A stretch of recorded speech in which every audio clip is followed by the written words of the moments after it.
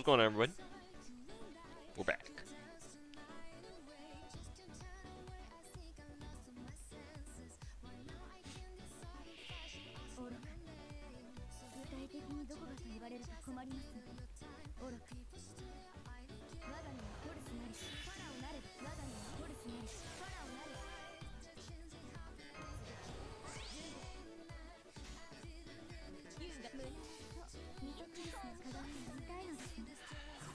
Oh, it's been alright for me.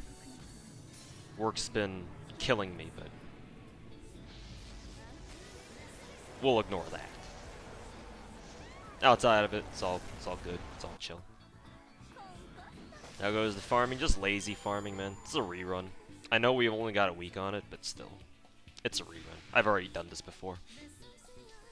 Though it is slightly different compared to the first time it was run, but you know, that's par for the course. We've already had well, actually, I don't want to say that, but it is definitely a little bit different from the first run of it.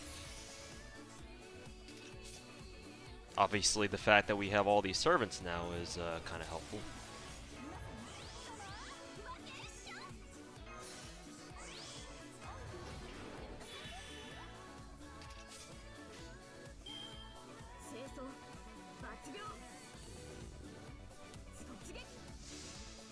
Lazy farm, Pepica, exactly. Hey, Jaffafa. Wait for, not too many people in my Twitch chat. Gotta wait for them to, trickle in little by little. Which node do you recommend? From the looks of it, both of the 40 AP, nodes are what you want to farm, ideally. The second 40 AP node, which is the one I'm doing here, seems to drop a lot of, the normal Dango, as you can see right here from this victory screen. That's actually a low run. The enemies here didn't drop too many, but typically you can expect a lot more than these. So that is good in that sense. But this is where I think you should farm normal Dango, and then if you want to farm special Dango, you go to the other 40 AP node, the one with the demon in it, and where you fight Caligula, Altera, and Caesar. Because all 4 of those enemies can drop you special Dango stacks, whereas nobody can here. So currently I'm farming out normal Dango for the time being because I want to rush my way to the final Moonfest CE, which is 5K, which is honestly a really exorbitant price for that kind of thing. But you know. But that's fine. Now, I was wondering why I wasn't getting as many Dango drops, because I don't have my fucking moonbats on. There we go, now that looks better. I was about to say, why aren't I getting as many Dango drops as I expected?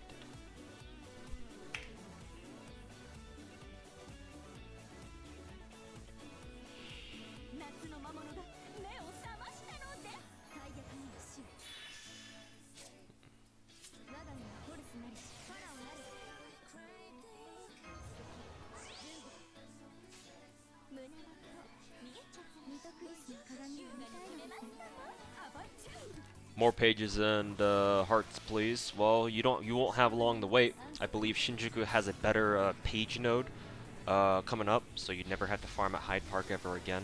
Well, we'll see about that, but pages you won't have to worry about too much anyway. Hearts, well, I mean, this event does have a heart node, but it's not very good. It's like 11% or something, so it's up to you whether or not you want to farm it. How am I? I'm doing fine. Outside of a few IRL issues that have been going on, but other than those, I'm doing just fine.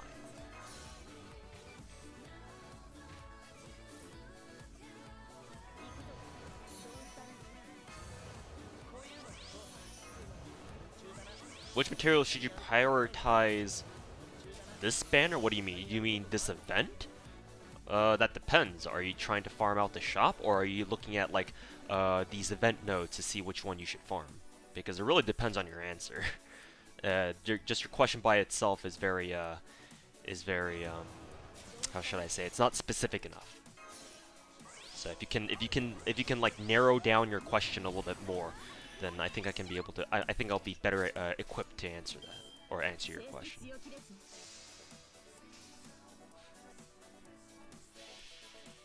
Watching a stream on Twitch and mine on YouTube. Fair enough by me, or fine by me. That's part of the reason why I also stream on YouTube, is because if you can't watch me on Twitch for whatever reason, you can always come to YouTube. I think it works out for everybody.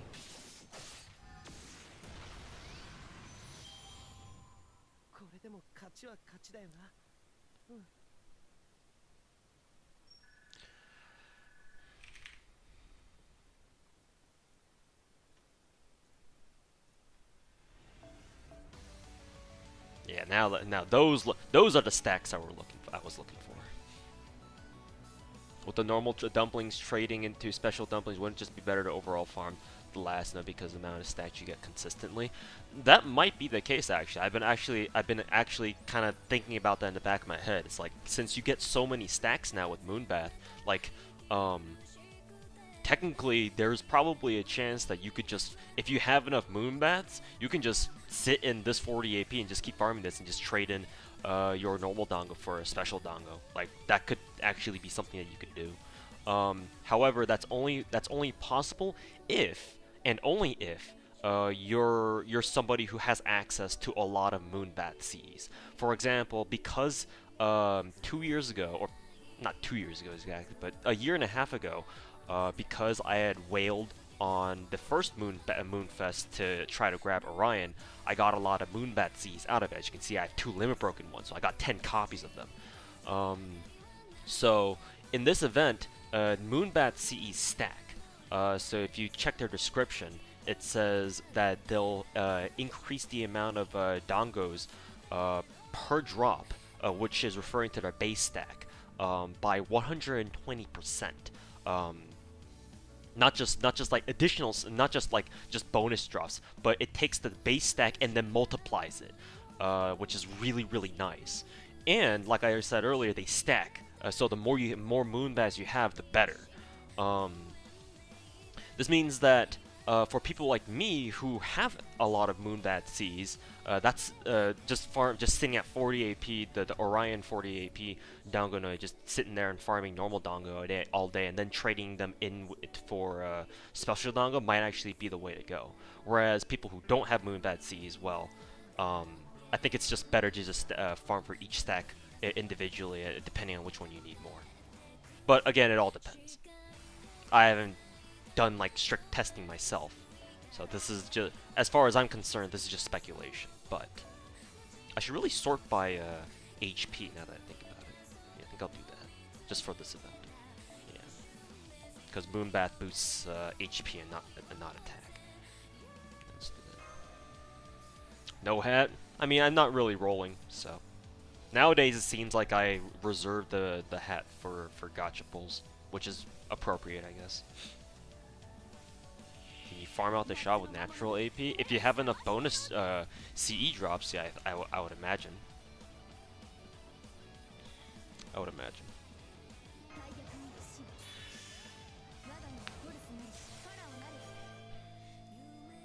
Because with the special dumpling node, you've been only getting 2 more stacks per. Yeah, they don't really drop a whole lot of special dumpling stacks. I think the max I've ever seen was like 4 or 5. Whereas here you can get up to like what, 10, 11, 12 normal dongo stacks. And if the conversion rate is 2 for 1, then it's like, well, whatever. What's the point, right?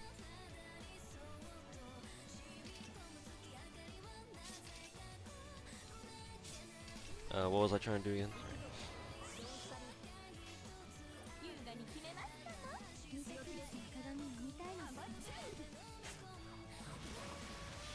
We can actually test that on stream, Hockey.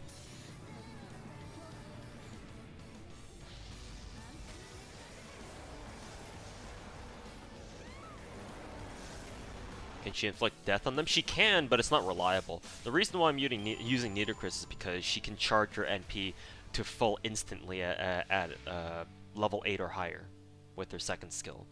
And because she's MP5, she deals just enough damage to be able to almost one-shot this first wave. So if you lead off with like a Buster card, which Tama Lancer and Lancer Artoria both have two of them, then it's, you know, their Buster cards show up rather frequently and reliably, as far as I'm concerned. And even if their Buster cards don't show up, you can just lead off with like what, an Arts card or something like that, and then they should do enough damage for Nitocris to be able to kill Media and the Shadow Media, and then because both of the other two are Lancers, they can just kill off Uriel with their face cards pretty easily. I'm not using Nitocris for her insta kill. Like that's not really why I use her. More because she has this handy dandy skill that lets her charge her MP instantly, which is always nice. At least as far as you know, farming is concerned. Yeah, Albuquerque, what's going on, man? I called you Albuquerque again. Hey, what's going on, Al Barbecue?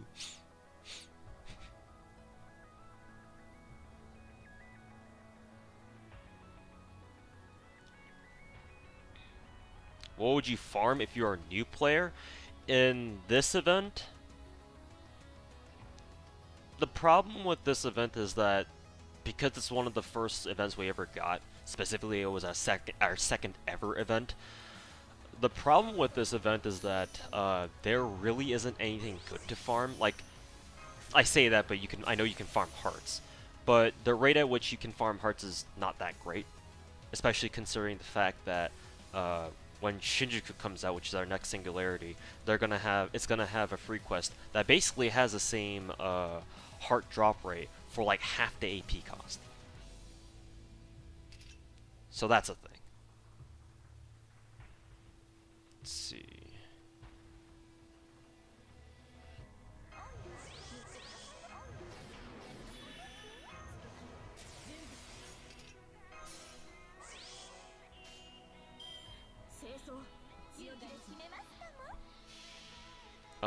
Even still though, I would recommend that you do try to farm hearts, because hearts for a new player, hearts are very hard to farm.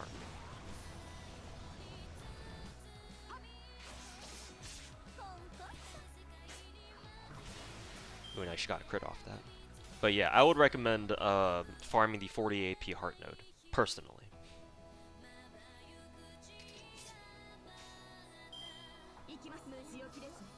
Though it can be a little bit tough, because if you're a new player, I don't expect you to have, like, you know, super buffed, like a super strong lineup of servants that you can use to farm. So if you are going to do that, you should be prepared to use, you know, rely on your support list a little bit. Hey, Seller, what's going on, man? Can you throw a dab? No, my Twitch profile picture already does that for me. What are the next few events coming up? After Moonfest, we'll get Prison Tower rerun. So for those of you who didn't play the game last year, or who weren't playing last year, you'll get another crack at Prison Tower and the challenge quests that came with it. You also get another chance to roll Dantes, and we all know how Dantes is treated in current meta JP. After Prison Tower, we get Shinjuku. That's our next singularity, our first EOR singularity, which should be pretty good. Which should be pretty cool. I'm looking forward to it myself. If you need a whole ton of white dumplings, normal ones, what is better, farm last battle or the other 40 AP ones, exchanging the gold dumplings for the white ones? I believe the exchange is 2 for 1 for both, if I'm not mistaken. Not mistaken. Speaking of which, we should probably do Hockey's testing right now. So let's use this run, assuming I don't forget at the end, which I usually almost always do.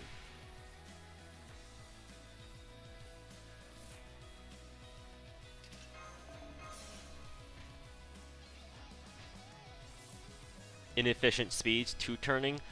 To be perfectly honest with you, I shouldn't be refilling on this event. I could probably clear this event just off natural AP alone. but I wanted to stream, so I kind of have to refill. So, I don't really have a choice in that department.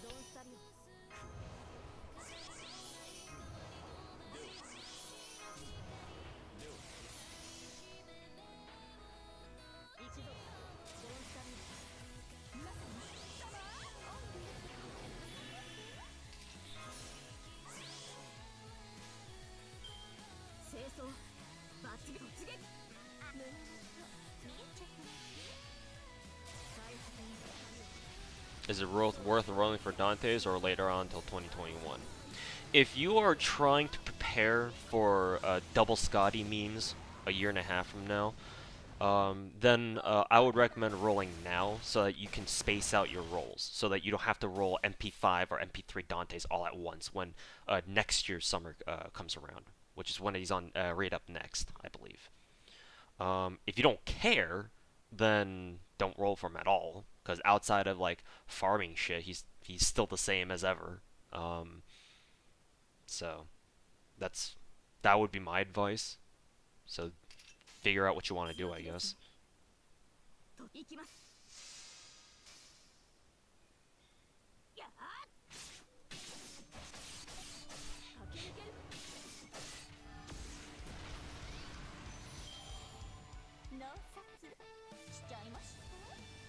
Like the video uploaded helped me a lot for what comps I should be farming.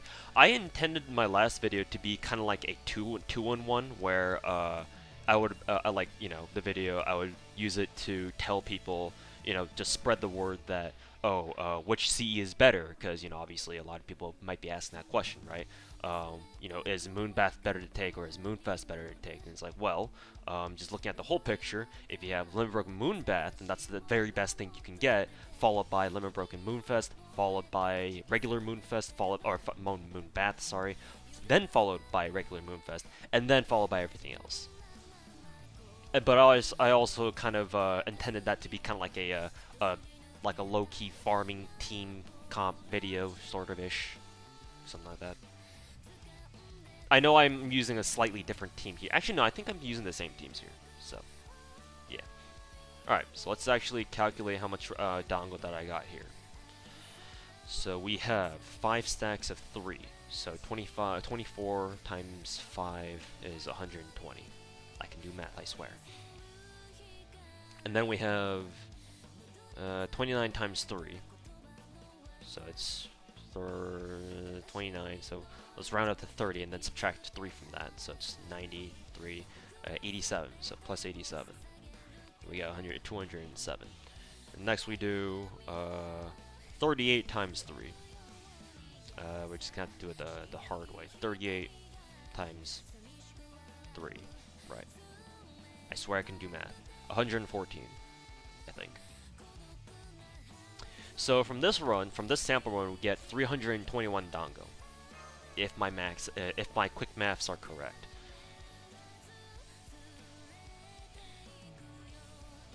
So we get 321 dongo from that. Let's see. So let's confirm the trade rate. So both the trade-ins for both types of dongo here in this event are 2 for 1. 2 for 1.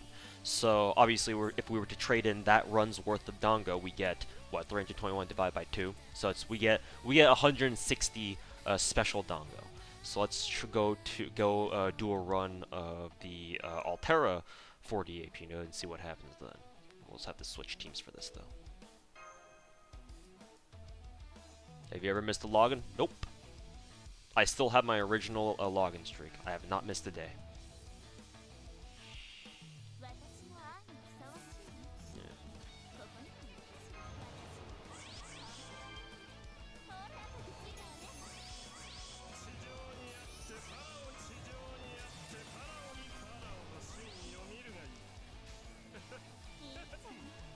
Alright, watch Ozzy nuke the fuck out of this fucker. Bonk. Bonk.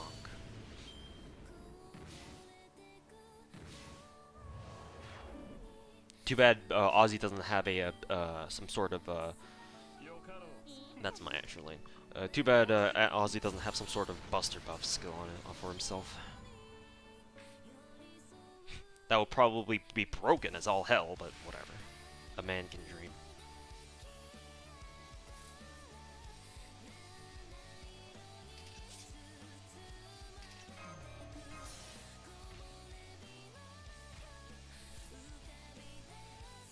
Let's see.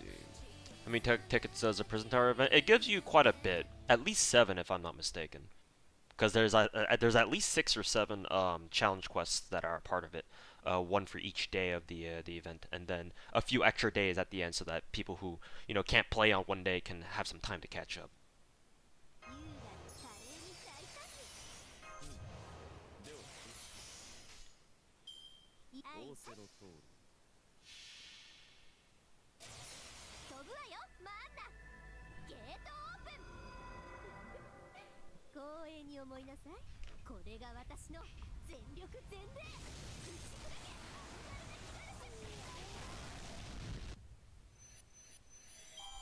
It only gives 3. Am I recalling it wrong? As I usually do. Yeah, it probably doesn't give like 7 tickets or some shit. That seems excessive. Not that anyone would complain. All right, so let's calculate this. So we got 40 from the 2 stacks, and then we get squinting like I'm Asian. 30, 29,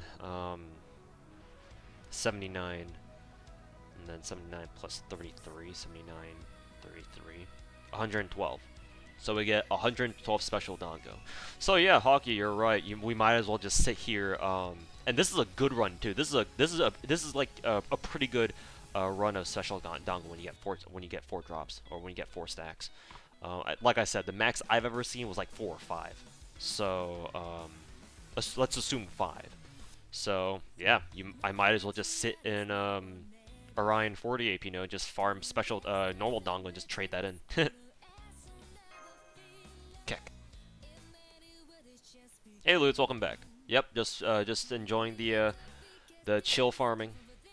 Chill farming. If I weren't streaming, I would just ride this out on natural AP, but since I am, I'm burning some apples for this. Wouldn't putting K-scope on Ozzy be worth it? Not for me. I don't care about time efficiency. Time is not what I care about. I care about squeezing out as much efficiency, or as many Dango drops as possible from each run. I did the exact same, pretty much. If you stream at Geo, you gotta have at least some apples or Saint Quartz to burn to run the stream, right? we streamers have it so rough. Kappa. Anyways, I'm obviously kidding. Am I bad at math? If you were to take a look at my school grades, yes, I am actually. Like simple math, I'm okay. I can hold my own, but like math during school, the only A in math in any math class that I got ever in high school was my second semester in freshman year, and I more or less had to beg Asian style to my who was she again? Was she algebra? Yeah, I think it was algebra was in 8th grade. I want to say geography. God, it's been so long. This is literally, I'm trying to remember like 8 years ago right now. It wasn't Algebra 2. God, I'm forgetting my courses already. But anyways, the math course that I took back when I was a freshman in high school, my second semester, was the only A that I ever got in school for any math class ever. So if that kind of gives you an idea of how good I am at math. Disgraceful. Yeah, I always love to joke about it with my family.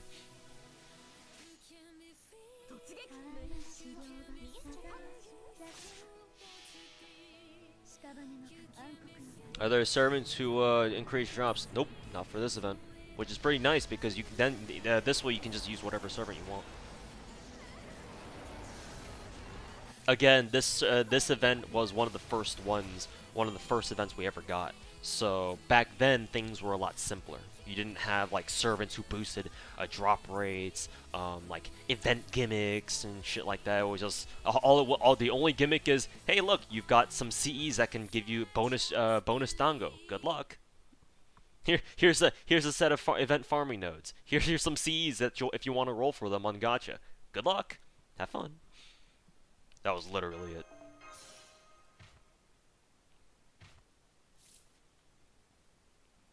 Back in the day when the game was somewhat simpler, but in exchange it was a lot harder to farm for shit.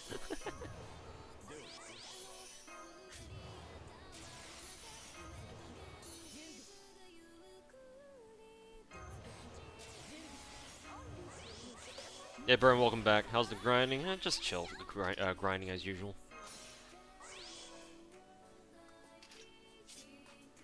Let's see. Let's see how many crit stars our Buster cards get. Oh, a decent amount. If Tamalancer gets a crit on either one of our Buster cards, Orion is dead.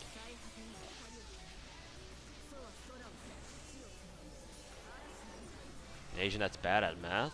I mean, I'm good at simple math. Like, I can work out numbers in my head. Just fine. It's just, like, math they actually teach you in school, that I don't give a shit for. It's a good thing I don't, because I don't use any math that goes above like fucking algebra and like everyday IRL. So it's like I could care less, or I couldn't care less. All right, we finally broken 5K, so we can buy this, which then means I can do something a little something like this. Actually, I think I have to get rid of certain C's here. Let's get rid of this. Get rid of this.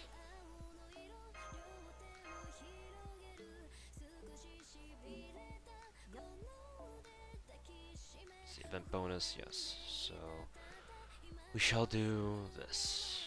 Whoops, that's not what I meant to do.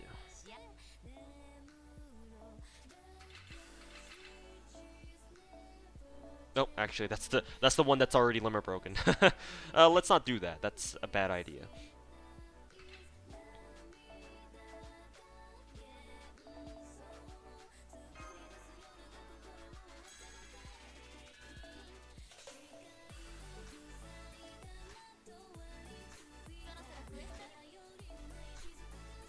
And we can give this back to somebody else here. I guess Ishtar?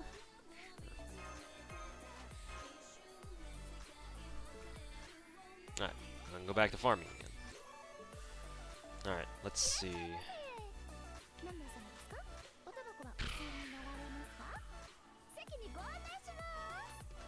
It's 268. We'll just go from top to bottom. Fuck it. Just clear out literally everything.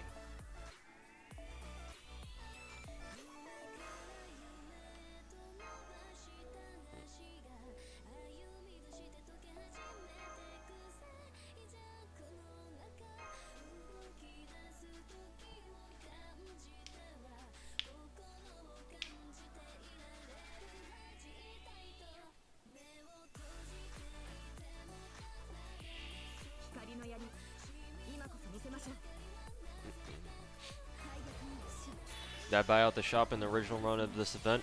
I have bought out the entire shop, all shops in every single event. And when I say I buy out shops, I do really mean I buy out everything. Even the pieces of the monuments, even though I don't need them. I buy them all out anyway. So yes, every event that has ever existed in this game, because I played from the very beginning, obviously I have played every single event. Every single event shop, I have cleared them all out. Every single one of them. In its entirety, or in their entireties.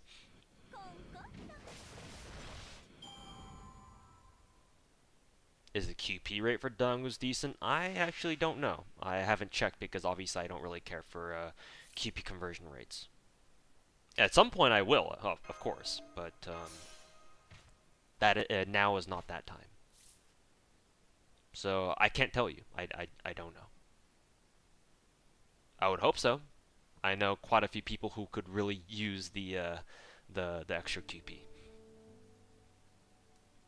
Did you go as far as doing the 5 AP for the efficiency? Yes, I did actually. I participated quite a bit in 5 AP Hell. I didn't mind it. I didn't think it was as bad as people thought. But then again, because I had already started whaling by that point, I had already had strong archers, strong gold archers to help me out. I could just take. I was already friends with a couple of other whales that I found randomly through random support. So you know, I could just rely on strong support archers to help me out, and I had my own gold archers too. So it wasn't that big of a deal for me. That, and obviously, as you all know, I can take a few hours of farming. Not everyone else, though. The people who you hear complaining about, reminiscing about how hard the 5 AP, or how like mindless and how soul crushing the 5 AP 5 AP node farming was. Those are the people who can't handle more than an hour or two of farming. In other words, they're straight bitches. No, just kidding. I don't mean that. But, oh, she's not actually charmed. Let's see if stun works on her, because it might not actually. But yeah, those people back then didn't want to farm, and it was obvious. Which 40 AP? No, this one, the one Artemis. If you have a lot of bonus Cs, for example, if you have a lot of moon baths, like me, then what you want to farm is this node right here with the one Artemis on it in it. Because you can just convert all the normal dango into special dango, and you can just get a lot of dango, special dango like that.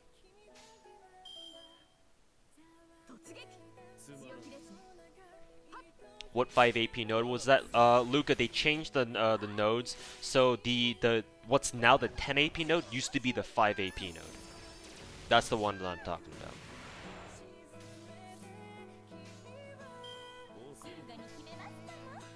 So what's now currently the 10 AP node used to be the 5 AP node that you might have heard people complaining about farming. That was it. I guess for some reason they doubled the... Actually, not for some reason. They knew that the DW got wine that they learned from their mistakes. And they realized that having the 5 AP node be your most efficient event farming node is probably not a very good idea for the majority of your player base. So they doubled the AP cost to run that node, so that the 40 AP nodes are now the most efficient. Which is how it's been for, you know, God knows how many, ever since then.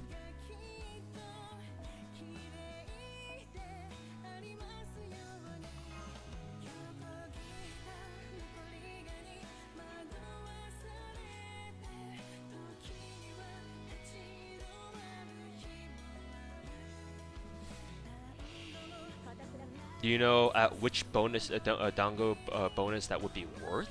Any amount of dango bonus is worth, obviously. But chess, what you want to use is you want to use Moonbath, the gacha seed, the gacha 5-star seed. Because Moonbath, what it does is it multiplies your base dango drops. So you'll see, I'll use this run as an example, if I remember, of course, because I might not always.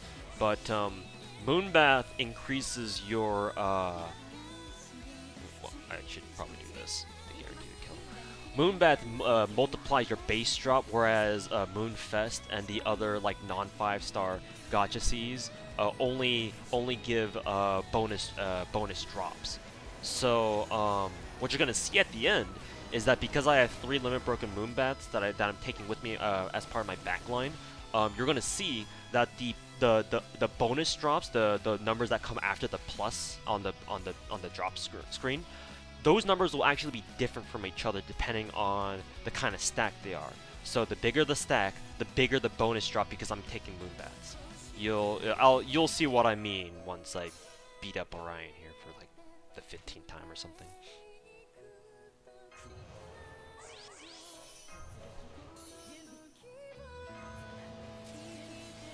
So you want to use Moonbath.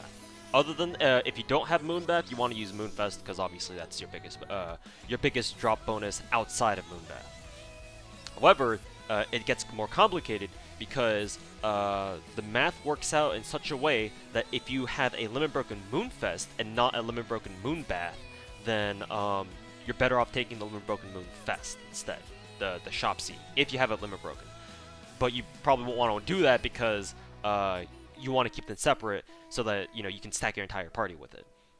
Because obviously, if you limit break them too early, and you only have one limit broken Moonbat or Moonfest rather, then you only get +4. Whereas if you kept them separate, you would be getting +15. So, do be careful of that.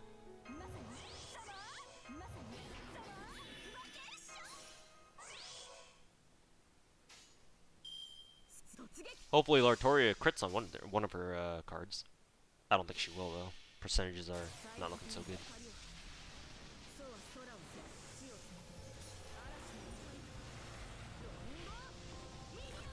My MP1 Skaha can't one-shot Orion.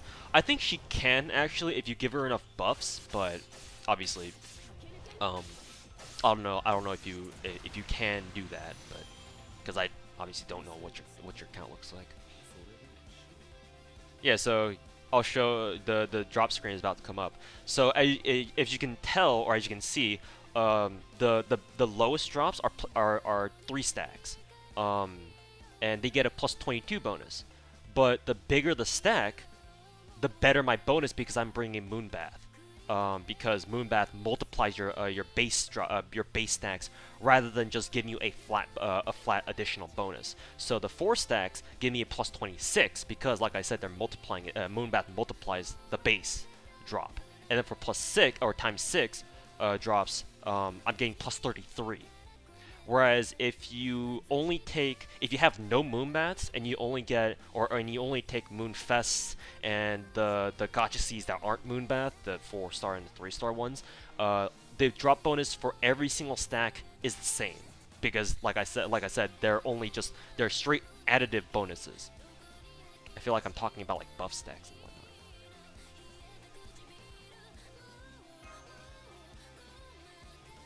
If you limit break early, you're an idiot, or you just don't care, and you'd rather take the friend points.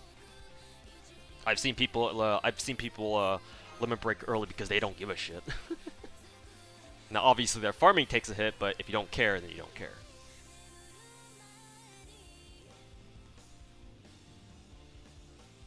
Right. Your MP1 Skaha can? Yeah. 250k, MP1 Skaha can easily clear it, but she does need to be pretty well buffed in order to do that. And her own skills need to be, leveled properly and whatnot.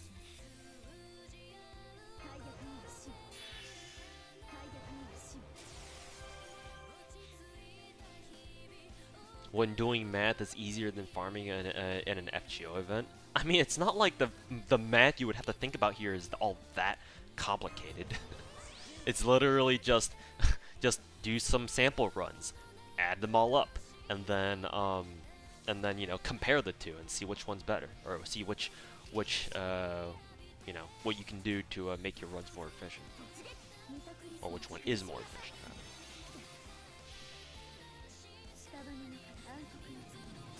Moriarty. I hear that Moriarty actually has one of the most damaging NPs for his niche. That's what I hear, though. Obviously, because I've never used him, I'm not able to test that out myself in person. But I think Moriarty's cool. I'll definitely be rolling for him. That's for sure.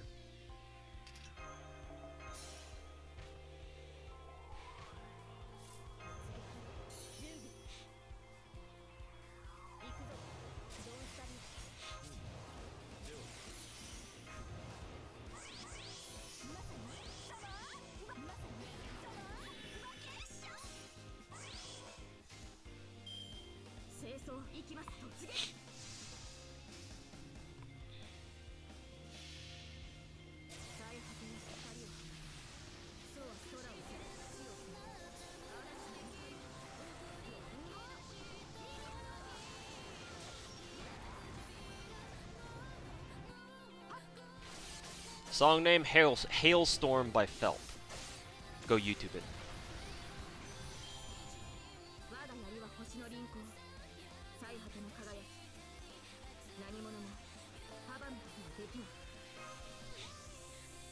Best event to farm hearts, Da Vinci. Best event by far, hands down. No question about it.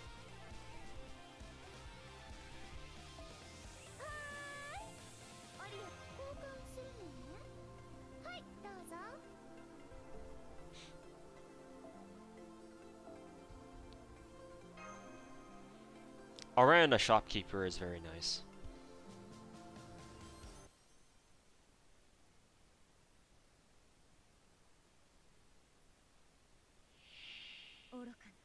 If you have more than one copy of Moonbath, you can stay on the last node to clear out the whole shop. If you have one or less Moonbath, it's just best to farm both nodes.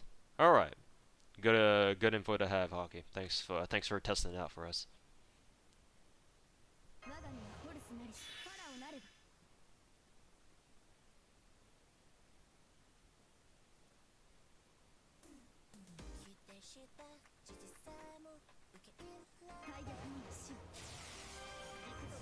Orion is a cutie, yeah. She real cute, bruh.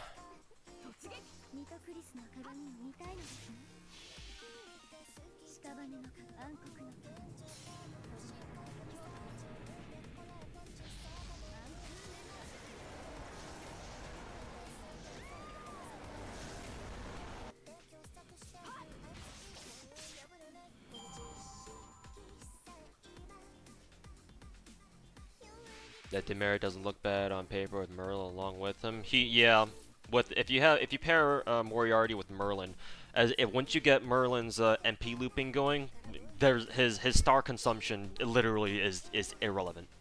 Like, you don't need to care.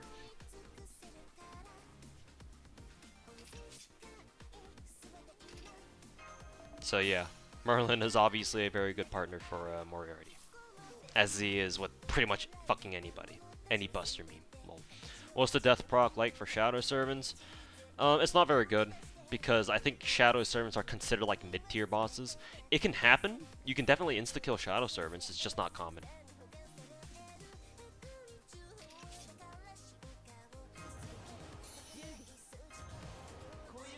Would you go for Melt or Kiara? I'd go for both. But if, obviously, not everyone's like me where you can just wail for anybody. So, if I were to say, I would say Melt more so than Kiara, because Melt has a single target NP, and she's an alter ego. And later on this year, we're gonna have Abigail. And guess who alter egos are good against? So I would recommend for like free-to-plays or like people who aren't whales and only want to roll for either Kiara or Melt, I would recommend Melt, because I think she would be more quote-unquote meta viable, which is what y'all love to hear, I'm sure. So yeah, go with Melt, or stick with Melt. Unless you prefer Plot. Now that's a different story. I don't think I have to explain myself there.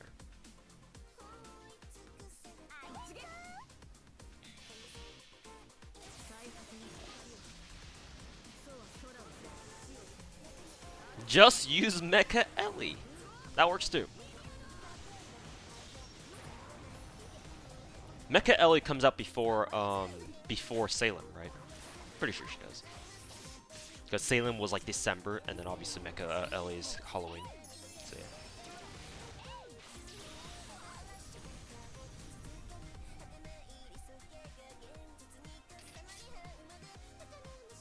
Ah shit! I forgot to use her.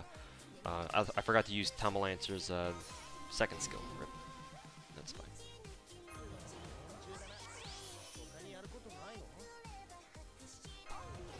fine. I just realized I used both charm and both her charm and my stun. Redundant much. Gonna make sure she really stays stunned.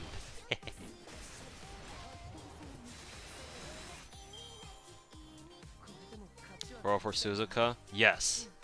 Roll for Suzuka, you degens. Kappa. I'm looking forward a lot to Suzuka myself. I want Taomo and Suzuka shenanigans. Grab the silvers.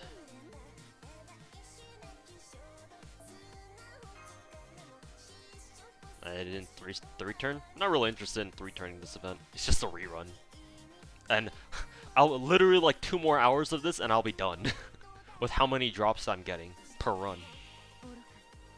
So 3-turning is not really a concern right now. Double stun. Make sure that she's really stunned. Catch.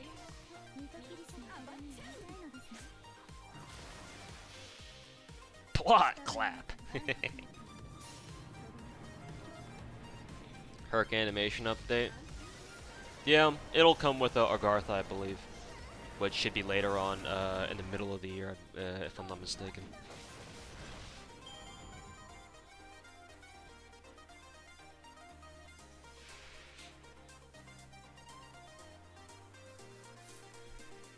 Ah, shit. Wires caught.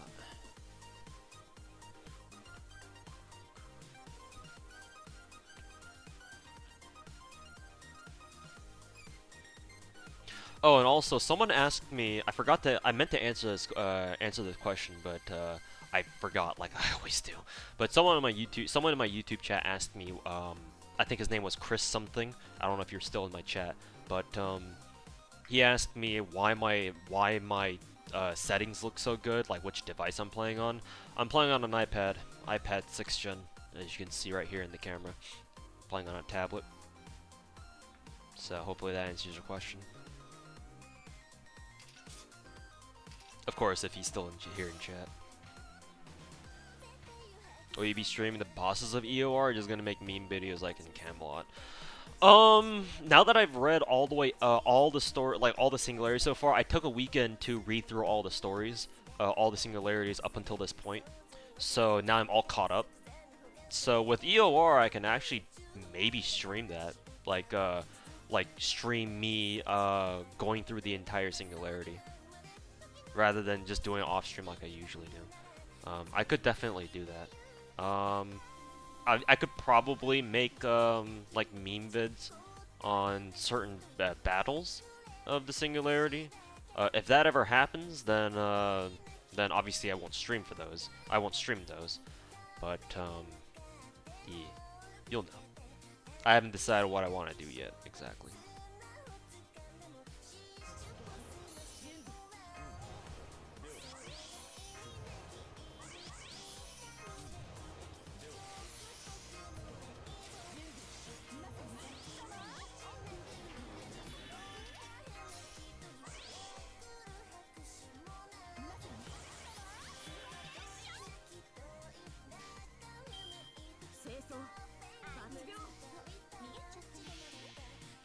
Do you already have the team comps for the Prison Tower rerun? Jerry, just go look at the video that I put up last year. That's all. That's literally all you need. I could probably make another. I could probably make another video, like kind of like a more updated one, but really I don't need to be perfectly honest. Let's see if the stun works. Nope. I wonder if Orion has Core of the Goddess. Or the Goddess's Essence. EX skill. Or passive, rather.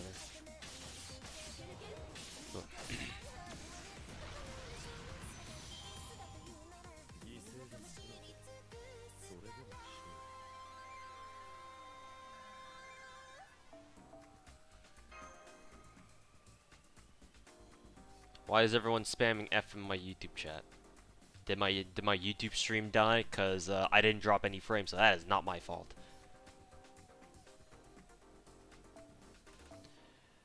That ain't my fault. Not even Divine. Yeah, I figured. Cause she's using Orion's parameters, not her own. So she shouldn't have Goddess's Essence. But she fucking resists like half my stun attempts anyway.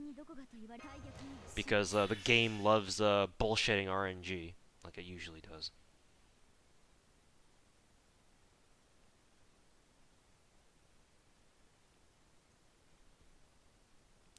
Trying to look for another song to boot up.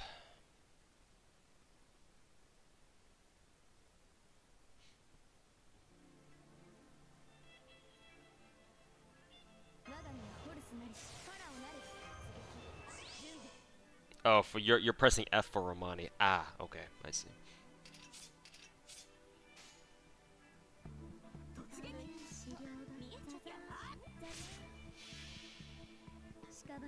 Is Ranger plus 9 okay? Anything is good. Any drop bonus is good. Don't try to compare yourself to others, or don't try to compare your others to yourself. Just use what you have. Like, even if you don't have the best craft essences ever, you know, work with what you got, and try to do as much as you can. Trying to like play events and farm while watching people like me, and worrying, like troubling yourself by worrying about, oh, is my drop bonus good enough? That's not really gonna get you anywhere, folks.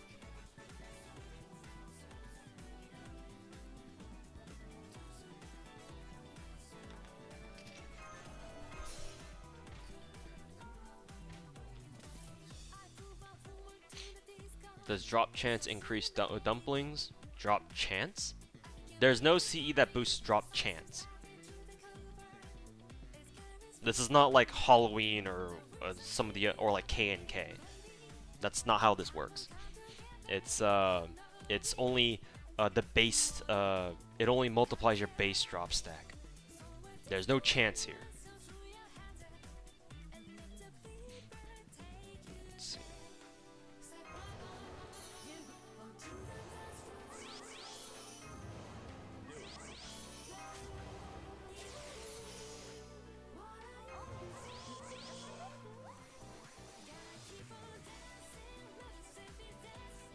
I'm actually not going to use, her. What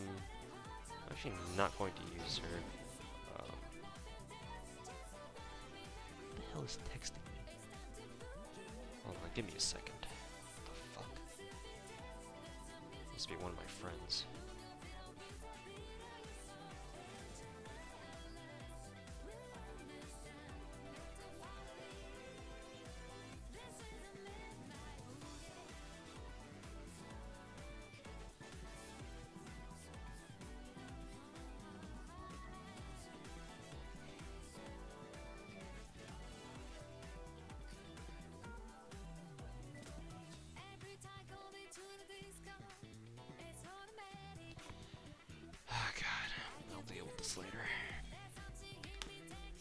Anyways, we're going to wait one turn.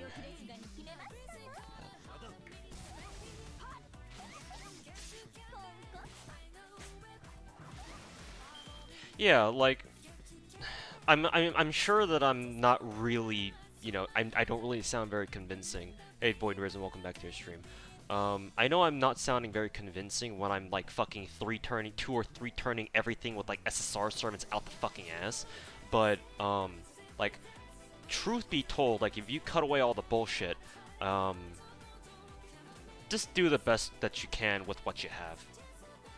Like, I understand not everyone's a fucking whale in this game. In fact, I am, like, part of the very small minority who can afford to fucking have this kind of a team and call that a farming team. For most of you, this would probably be, like, your top 3, or, like, you know, some of your top 3, top 5 servants in your entire account. Whereas for me, these are just 2 or 3 of my SSRs in mine. So, just do your best is what I'm trying to say. Just do your best. Any bonus is good. Of course, there are better ones, obviously.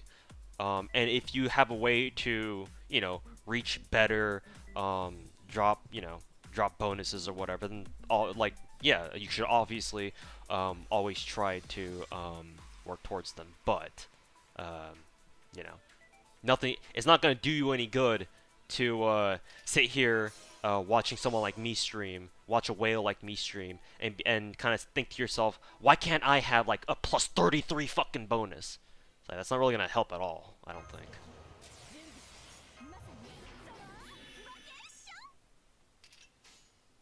And besides, this event is not meant to be hard at all. Not meant to be hard.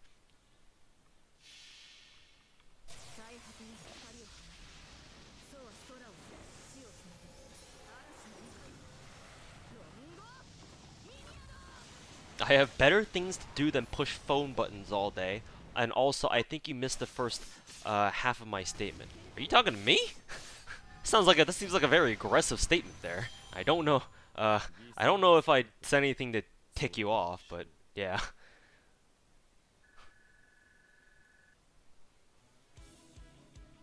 And by the way, I'm not playing on phone. I don't think this is a phone to most people. Got him!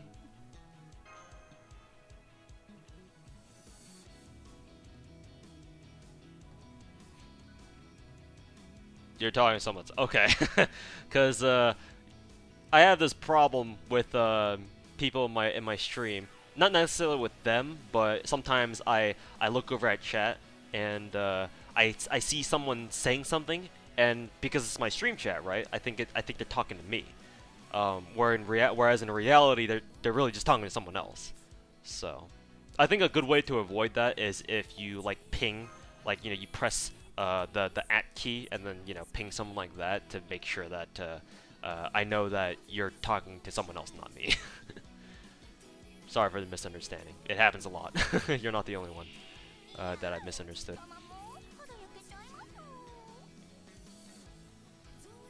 Broken. Gacha needs to take your pun license away from you. Yeah, Arjuna, welcome back, man. How's it been? How have things been?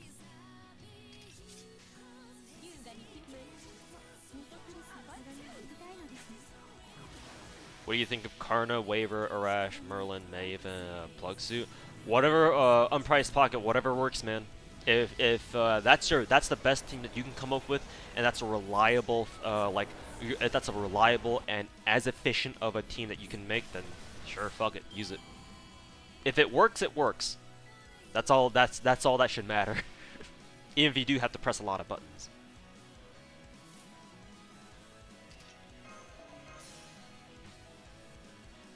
Let's say I imagine you're using that for are you using that for the Artemis node? This one right here? I don't know why you would need a rash. Well, obviously you could probably use them for the first wave, but whatever you need to do. Actually no, Karna, if you're using Karna for this node, I don't know if he'd be great for that, because Orion doesn't have Divinity. I don't think so, anyway.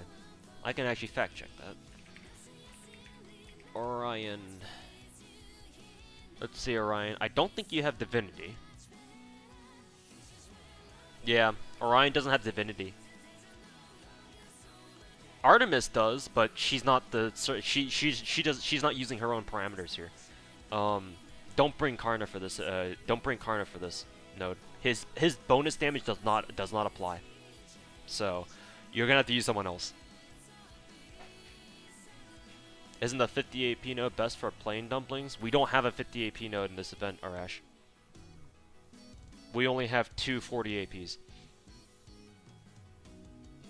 But assuming you have, I believe someone in my Twitch chat did some calculations of his own. His name's Hockey, but he told me earlier that if you have more than one Moonbath, it's more worth your time farming this node rather than the other 40 AP with Altera in it and the demon in it. But if you only have one Moonbath or less, it's better just to farm either one interchangeably for whatever you need, normal, Dango, or special. Ooh, we got a Lartoria bird chain. Which one is the best node for new moon dumpling? So I'll explain it again. If you have more than one Moonbath, which is the 5-star gacha, so let's say you have 2 or maybe even 3, then it's better farming this one, just sticking to this one and trading in normal dango for special ones. If you only have one moon bath or less, then farm both. Like if you want special dango, go farm the demon node.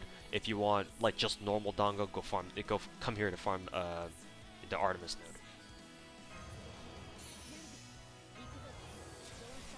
For the record, Orion also has the male trait, which is why I'm using Tomolancer. Not that it really matters.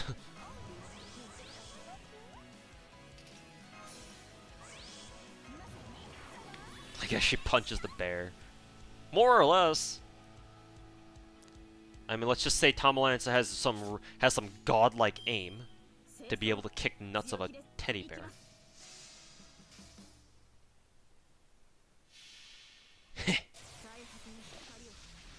Do you think the heart node is worth it at all? It's only, from what I've heard and what I've seen, it only has like a 10.9% heart drop rate, and which, you know, it's alright on its own, given that the usual way to get hearts is through class dailies, and it's like only an 8% or maybe even only up to a 10% there.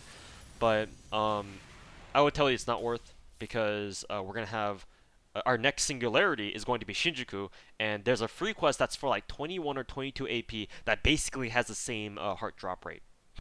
So it's like, well, you might as well just wait for that.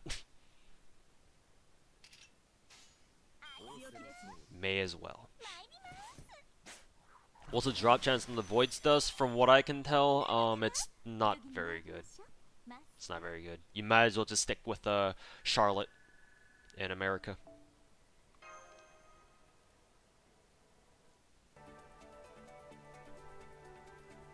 I haven't gotten too many void dust drops from this node at all.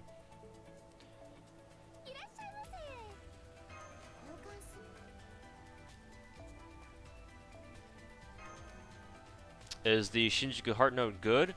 I mean, the drop chance itself is nothing too remarkable. Like, let me bring up the drop rate sheet and reconfirm. Look at heart. Shinjuku drop rate 12.3%. So it's nothing to write home about necessarily, but the node itself is only 21 AP to run. So in that sense, it's like, yeah, it's not bad. It's not bad, definitely. So if you want to farm for hearts, you might as well just wait for Shinjuku if you really need a lot of them, like immediately. I would still recommend reserving heart farming for special like events or like special farming events like hunting quests and whatnot. But Shinjuku does at least give you a permanent heart farming option, and which, all things considered, is not too bad.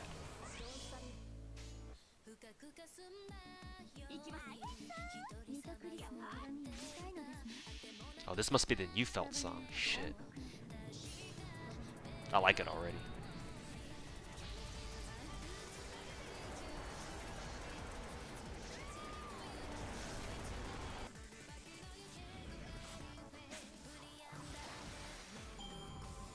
Which free quest is best for clearing out the shop? So, let me explain myself for the third time today.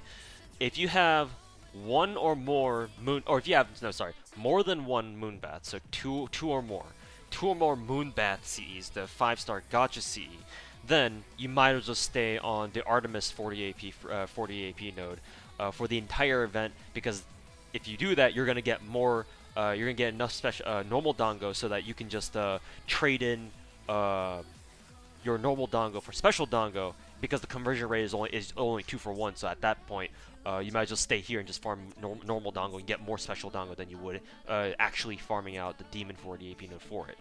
But if you only have one moon bath or less, or like no moon baths at all, then at that point, yes, farm both for whatever you need. Stick to the 40 AP though.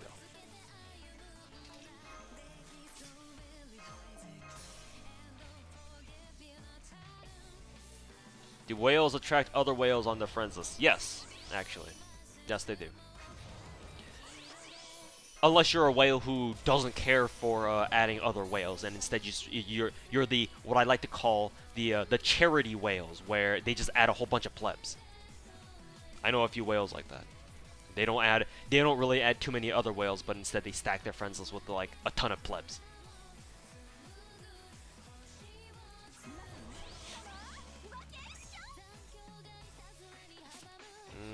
Let's drop the nuke on it. But under normal circumstances, yes, whales do like finding other whales for the most part.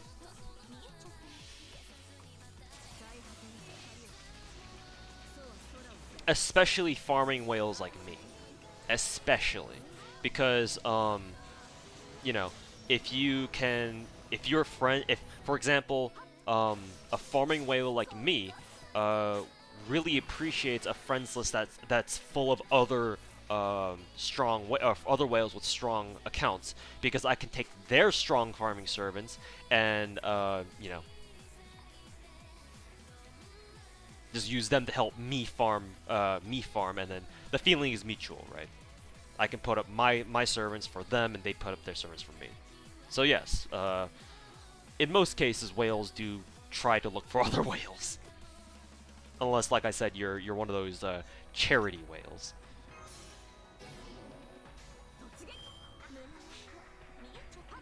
Why did your newest video get taken down? Oh, you mean the stream bot? Because I was playing copyrighted music.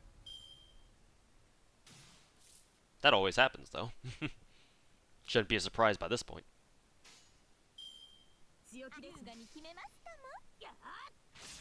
You might want to put the whole Moon Sea in the description to save time.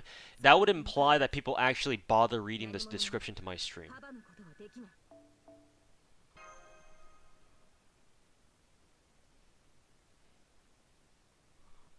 The whale community are very unite. I mean, the whales that are involved in that are very involved in like Discord and stuff. Yes, there are definitely a lot of solo whales out there though, who aren't really involved with like Discord and stuff.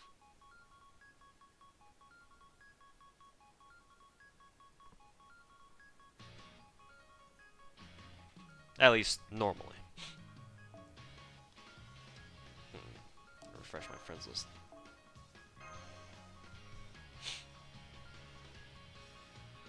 Where are you from? California. Can we get a whole pot of whales together? I mean, that's what Farmville is, pretty much.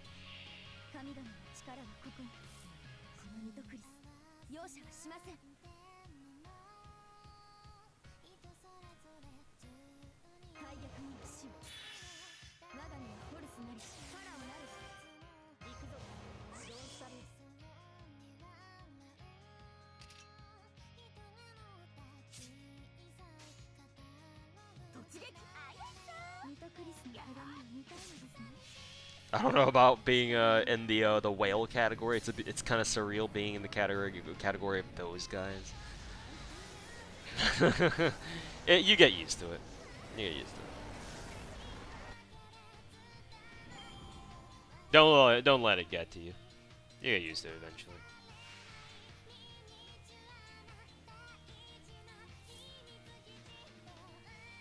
Can you pause? Yeah, sure, Hockey. Yeah, sure. Assuming I don't forget, of course. Yeah, no problem. I'll try to remember to pause after I'm done with on the drop bonus screen. Put it in the title.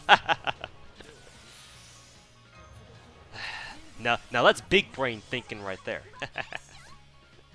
You sir have a big brain.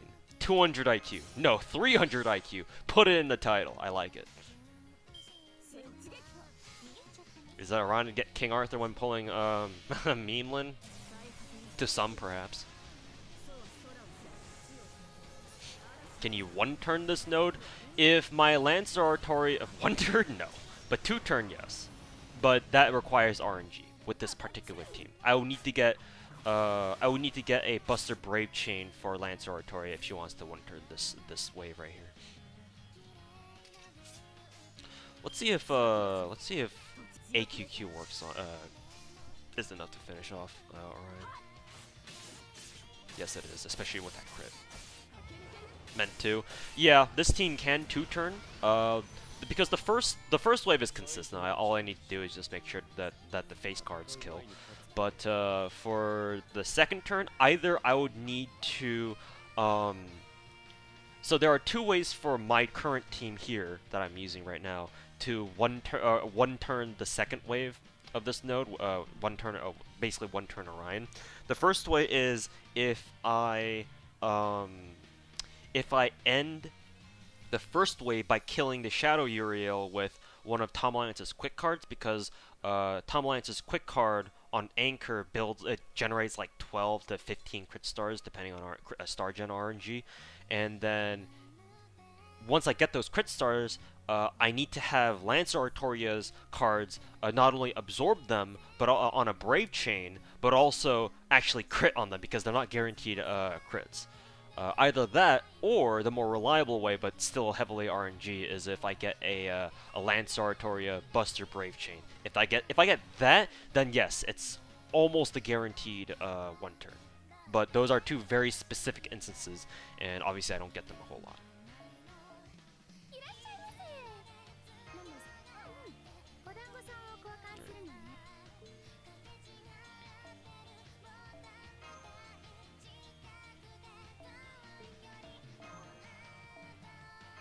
Who is the biggest whale? There are a few whales out there who I know are much bigger than me. I don't know who the biggest whale is. That I think only Aniplex knows.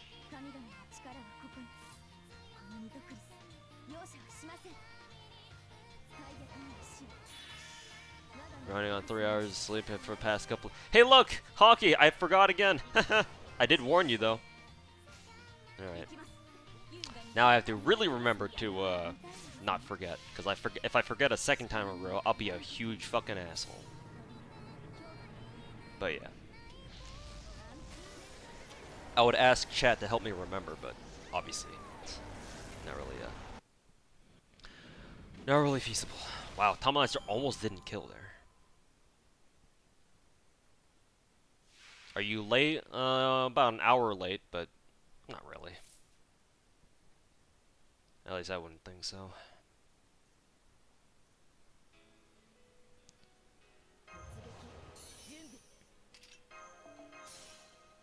Oh, you loaded the VOD to see? Alright.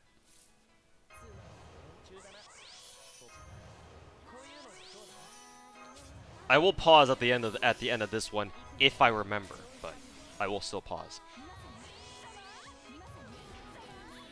When is story AP have in the future?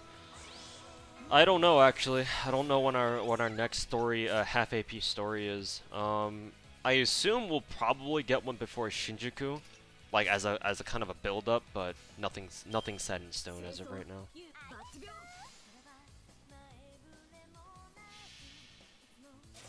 Are you planning to lore all the charge skills? All the ones that are actually useful, yes. Like, I know that recently DW is having a fetish for giving a lot of servants only 20% batteries for some fucking weird reason. I'm probably not gonna lure those unless I get whined of like certain information that I get from like JP or Farmville that say like, oh, for this event, you know, so and so's skill at 20% is really important for farming and blah, you know, yada yada yada. So. Unless it's a case like that, and there you go, I forgot again because I was talking to someone else. Sorry, Hockey. But unless it's a situation like that, no, I'm not going to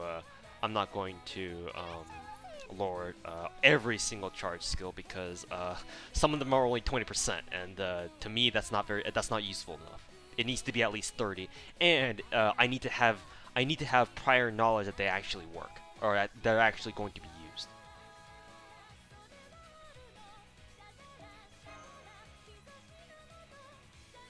Do the thing you forget.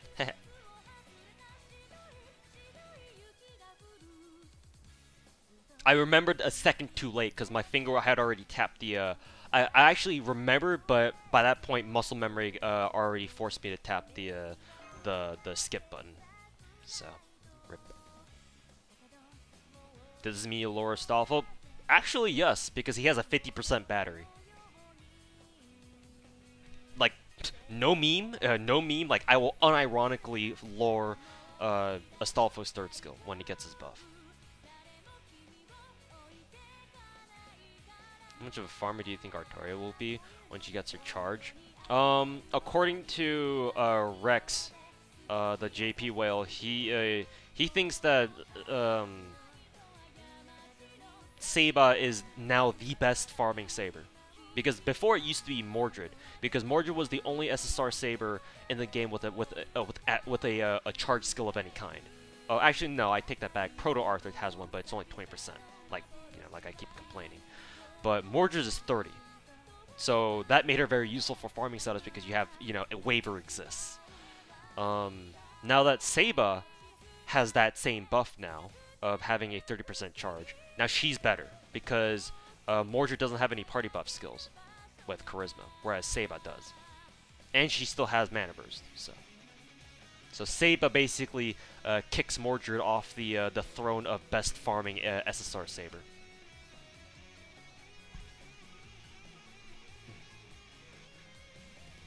Brad is targetable though? Yeah, but it's still only 20%.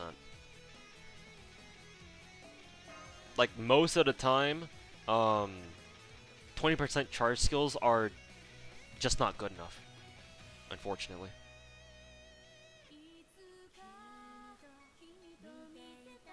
Why do people love Astolfo? Because he's a trap, and people love trap memes. I'm neutral towards him myself. Like, I don't mind him. I know some people hate him with a fucking passion, but I'm not one of them. I find partly because I find the concept of hating anime characters to be pretty autistic. Like, you could probably be spending your time and energy doing more worthwhile things than sit at your computer desk hating on an anime character. But that's to each their own, I guess. Yeah, Saba got a buff.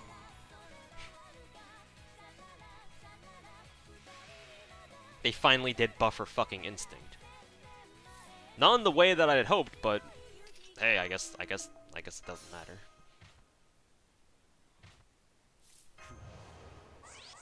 People are happy with it. People are happy with it. Actually, I don't even know if people are happy with it.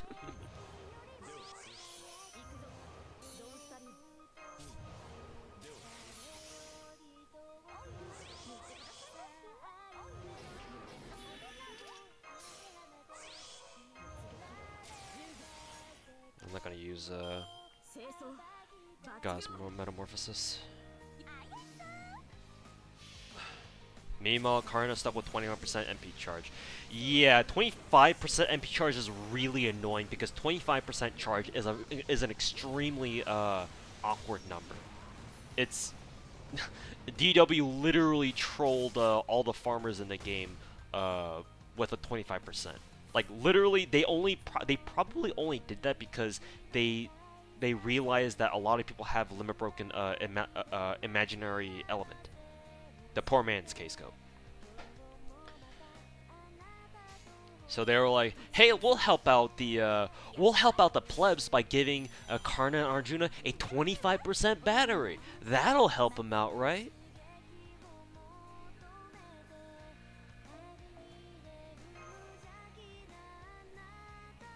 For playing FGO, we have nothing better to do.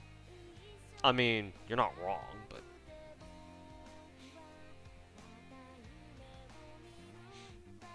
not wrong. Most efficient node is Exer if you need both mats. Boko, no. The only instance where expert is good as a farming is worthwhile as a farming node is if you have only one or less Moonbath CEs, the 5-star gacha CE. In that case, then yes, farm the expert node for special dumplings. If you have more than one Moonbath C, so like 2 or more, or like you have one yourself and you can take a support Moonbath, then you might as well just sit on the Goddess node and then just farm all the Dango there and then exchange them for special dumplings, because as you can see in the shop, it's a 2-to-1 conversion ratio for either way, from normal to special or special to normal. Because it's just 2 to 1, you might as well just, if you have more than one, if you can take more than one moon bath, you might as well just sit in the goddess node and just farm up normal dango, and then just trade in however much you need for, if you need to farm special dumplings or special dango, you can just trade in your normal dango that you farm from the goddess node, and you get more that way. So, it's a bit situational, but to answer your question, no, it's not necessarily. Oh, I actually just noticed that they actually tell you how much your inventory goes from 138 to 148. That's cool. As if we couldn't tell by this number bit down over there anyway. But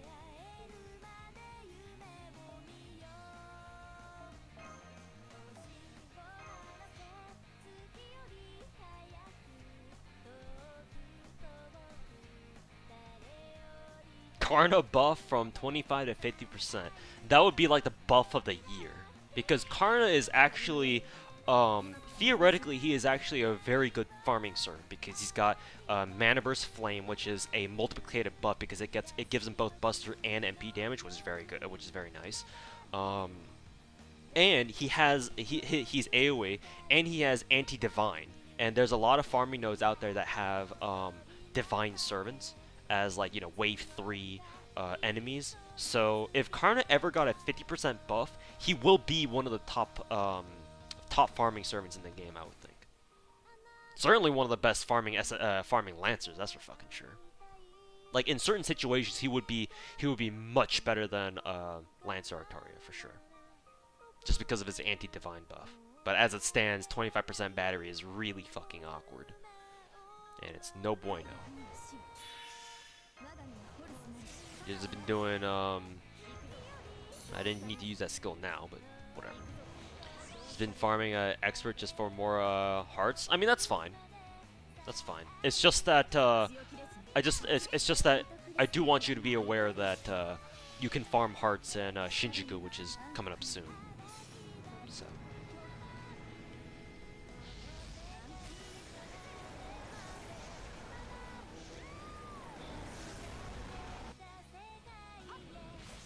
I still haven't pulled this scope since the start of NA. RIP, that's RNG for you. Sorry, man.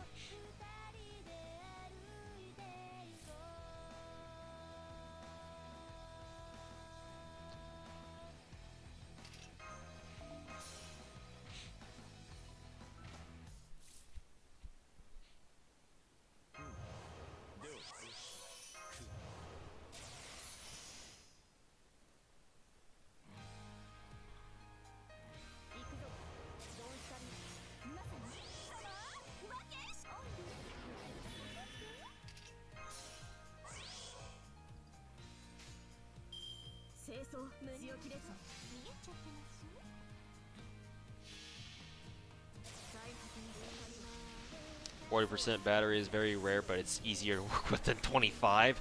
That is for sure, yes. Yes, that is for sure. 40% is actually not too bad because we do have CEs in the game that give you 60% MP charge. For example, Participation of the King, and I think Demonic Bodhisattva. So, yes, 40% battery is actually not too bad. Obviously, it would have been better if it were 50, but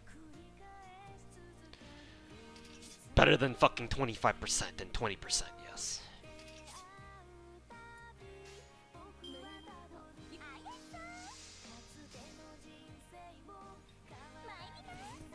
It's the best thing to buy from the shop if you can't farm very much. Well, it just depends on what you need. Oh god, stream's dropping frames again. I blame the weather. Hopefully the stream still looks good to you guys. I just noticed my OBS went red. Because if it goes red on the bottom right, it means that I'm starting to drop frames. Dropped frames warning. But yeah, just buy out whatever you feel like you need the most. So if you can't farm very much, then I would only suggest you buy out like 1 or 2 of the least expensive shop CEs just to make your farming be a little bit easier. Obviously, if you're not going to farm very much, you can't buy the more expensive ones, like the ones that go for like 2 or 5k. It's a bit expensive. So you know, first and foremost, buy out the less expensive ones or the least expensive ones, and then just go through and look at what materials you want to farm out the most. You can probably skip the foes. They're not too important if you can't farm for everything. Maybe you want to skip the XP cards too, because the materials are more important. IMO, because you can farm for embers any day of the week at your own leisure. So maybe like hearts, pages, feathers, talons. Like these are all fairly good, fairly, you know, valuable essential materials, right? I guess the only thing that maybe isn't too valuable is like maybe snake eyes. Maybe you do need a lot of those. I don't know. So I would say least expensive Champsies just to help you farm a little bit better or a little bit faster, and then go for like whatever essential material that you need the most. Make it simple on yourself. Skip the foes, Kappa. I mean, the foes are important. Don't get me wrong. It's just, you know, if you're not a hardcore farmer, or if you really, you know, unless you're someone who really cares about stats on a certain servant and you want to get it foed, then you know you don't need them necessarily.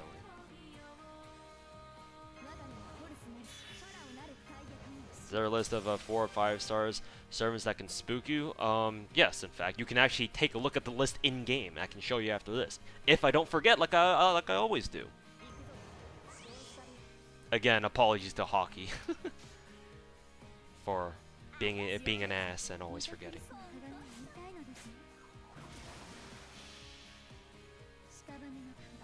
But yes, you can actually bring up a list of servants who can potentially spook you. It's in the gacha itself.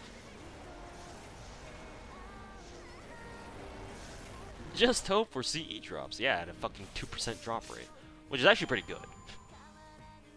Better than 1% back during what was it? Christmas. Is it 2% in this event? I think it's only 1. Spending 250 to 350 a month make you a whale? Yeah, probably. Put it this way, you're buying 4 AAA title games a month. So yeah, I would say you're a whale. I don't know why you had to ask that.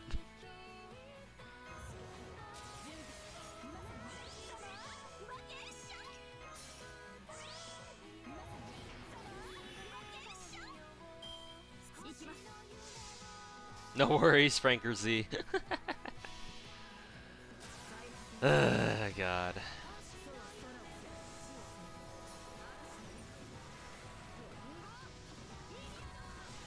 Fucking forehead.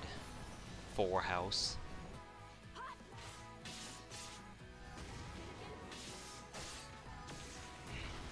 That was close.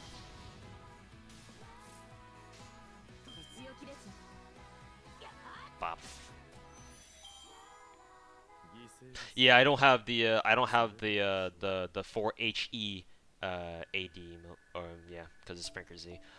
Hey, I remembered, Hockey. You can feel free to take a screenshot of this if you still need one. Of course, I'll just sit here and talk to chat, I guess. People fear the whale title. Yeah. There's. I'll say this much, Sadir. I'll say this much.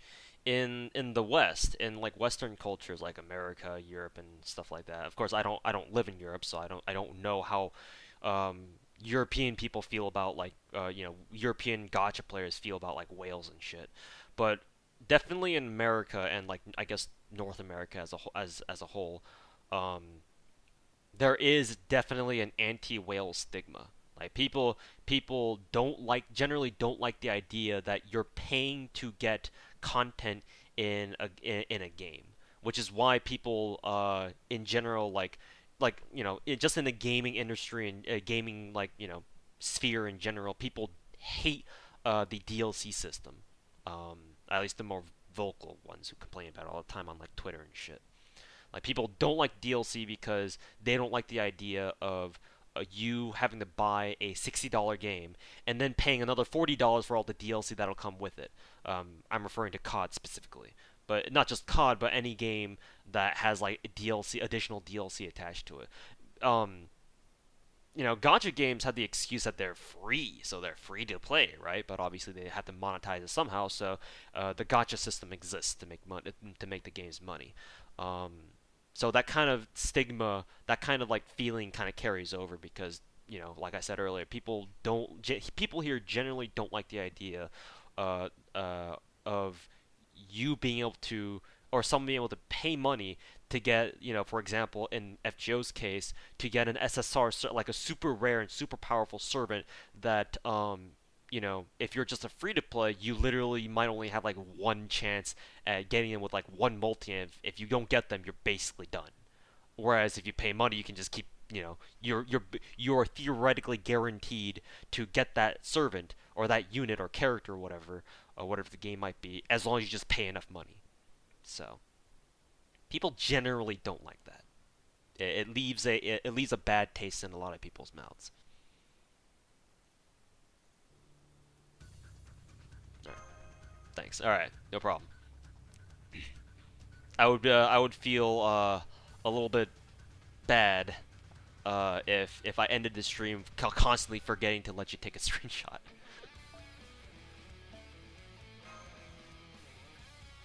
Pay to win isn't a big deal. I mean, it shouldn't be. Yeah, I agree. It shouldn't be.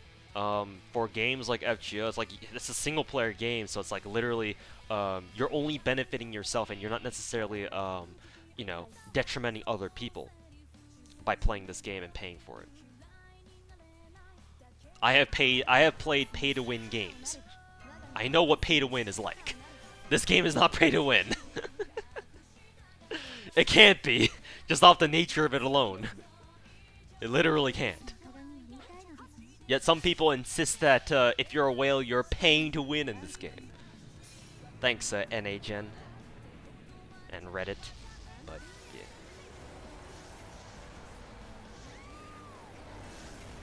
Don't forget about the Spook Servant list. Hey, I completely forgot about it. Thanks for reminding me. Oh, this is gonna be a great meme.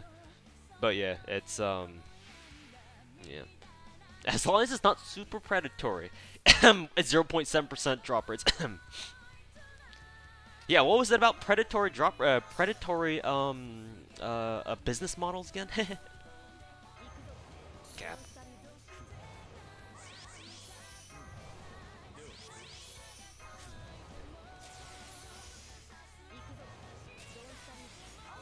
If you could make a story like Lost Belt for FGO, what would be the setting or rough plot? Korea.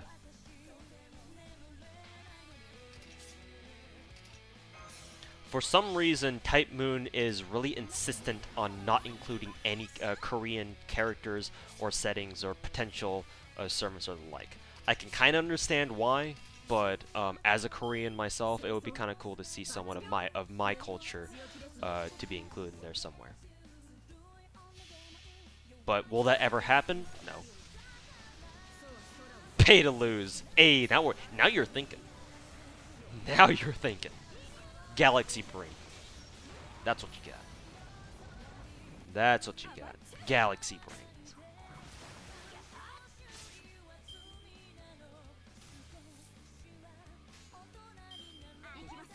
Oh shit, will they actually kill off this? Yeah, they do. No worries. They have so many attack buffs, it doesn't really matter. Need an Africa, need Africa and FGO. I mean, I'm sure, you know, African natives, like legends and traditions and folklore and stuff like that. I'm sure they can pull out heroic spirits from there. Like that should be a thing, right? Need 1,000 for all the pages. Alright, so let's get the gacha stuff out of the way. So someone in my Twitch chat asked me, is there a list of servants that you can look at to see who you can get spooked by? And the answer is yes, because ever since like I want to say like 8 months ago or so, FGO put in a patch where now you can actually physically look at all the spooks that you can get from a particular gacha or banner. So, for example, on this banner, you can get spooked by all of them anyway, but you can, for more specifics, you can just tap on the Summon Info tab down here where I'm tapping. So if you tap that, it brings up a window, And then you can, if you scroll down, it'll tell you, hey, look, this is your rate to, or this is the pull distribution rate. So obviously a 5-star servant of any kind, or like any 5-star servant is 1%. Any 4-star servant is 3%. And any 3-star servant is 40%.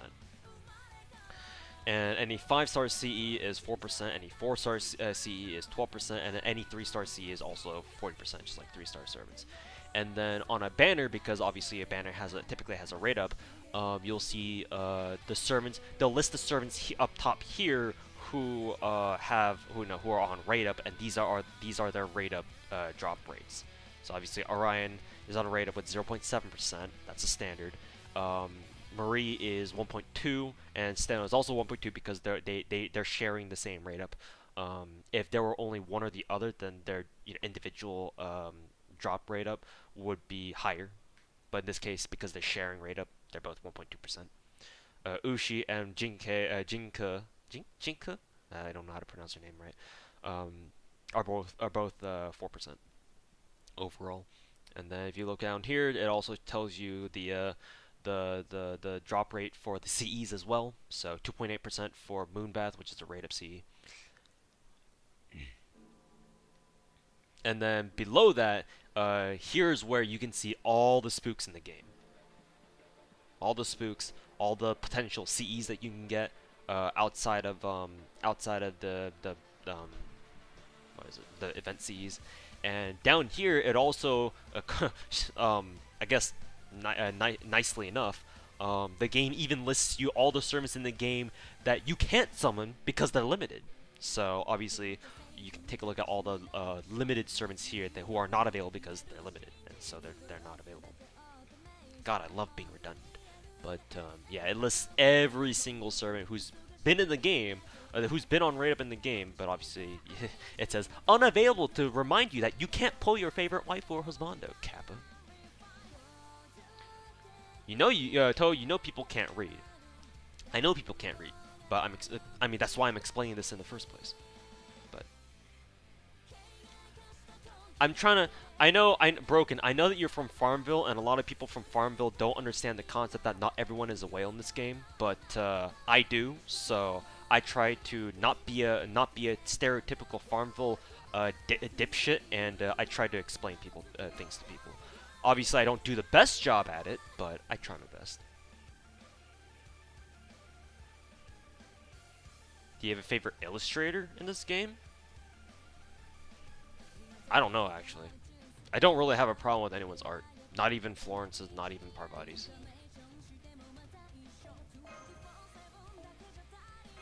But as for a favorite, I don't know. I'm not sure.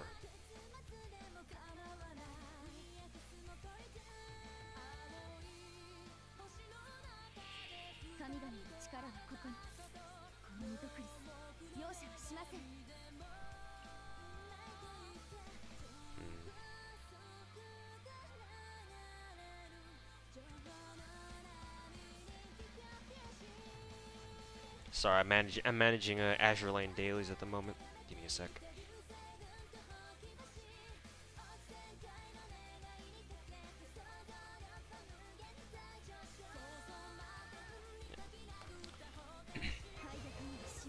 Redrop! Hey, to be fair, Redrop's art is amazing.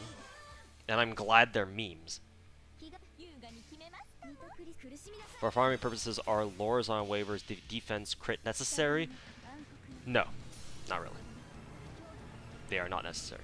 However, the attack is. So, if you don't care, if you only want to have a waiver who's only useful for farming, then you don't have to lower his first 2 skills. Only his 3rd skill. Wow, she didn't actually kill Muriel. That's kind of that's right. I led off with Nitocris's Buster card, which is probably why she wasn't able to kill. Oh well. But yeah, you don't need to. However, your waiver is not only good just for farming; he's good for literally everything. So you should lure them anyway. Don't pull a Zio and leave all your waivers skills at 9 because you don't think 2% is a big deal. cheating on FGO with other gacha games. I mean, for what it's worth, I'm a cheat to play on the other mobile games that I play. I spend nowhere near as much on those games as I do on FGO. FGO will always be my main. The other games are just side bitches, so to say.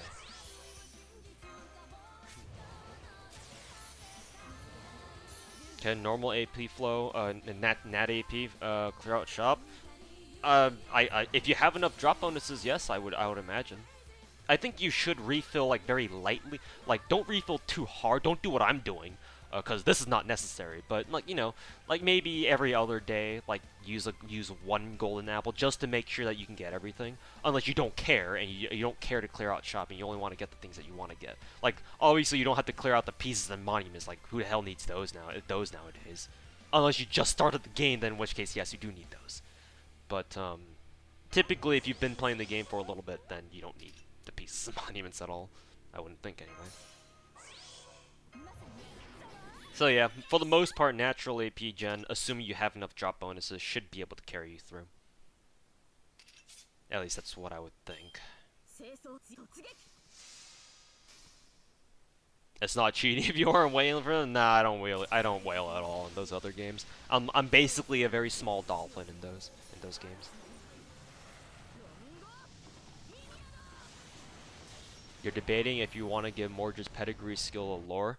Homie Lilies, I'm assuming you didn't watch my streams back during Christmas, but if you had the chance, go to my YouTube channel. Shameless self-plug, by the way. Go to my YouTube channel and look up some of my Christmas 2018 farming videos, and you will see why I lowered Mordred's charge. Long story short, if you don't want to, then I'll just explain to you right now. Mordred is currently our best farming SSR Saber because she is the only one who has any charge of any kind. Thankfully, it's a 30% charge, which is very useful.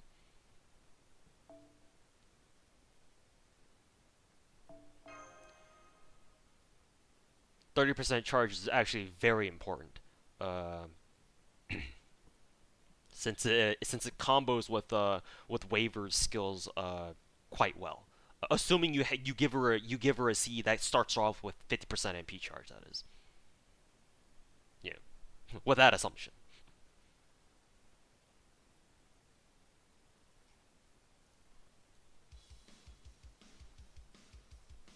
Is it worth the farm the 40 AP node? Worth? All right, for the 4th time today. I'm actually keeping track. Again, Trigger? Who changed his name to Trigger? Shoutouts to Hockey who told me this. But if you have more than one Moonbath CE, so for example, the CE right here. Not for example, but the CE right here. If you have more than one copy of this, it doesn't have to be limit broken. If you have more than one copy of Moonbath, it is better for you just to sit on this current 40 AP node I'm doing, the one with Orion on it that you fight on Wave 2, and just farming normal Dongo there, and then exchanging those into special Dongo for however much you need to clear out the special Dongo mats. If you only have one copy of Moonbath or less, or none at all, then farm 48 the Heart node for the special Dongo drops.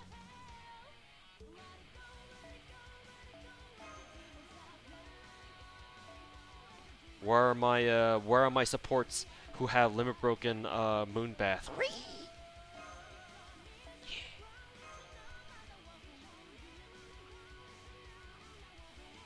Arash taught you the importance of 30% C, 30% charge. Yup, my boy Arash, pretty much. Am I doing any videos on King of Sun? Maybe. Just put it in the title, Forehead. It's so easy, Forehead. How do you get a CE past level 20? Joseph, what you do is you have to do something called limit breaking. It's actually very simple. You go to your Craft Essence tab on your account, and then as long as you have more than one copy of a certain Craft Essence you want to limit break, the game will let you combine up to 4 extra copies of one CE, so the same copies. If you feed them to... So let's say, for example, just to make this simple, you have 5 copies of the same CE.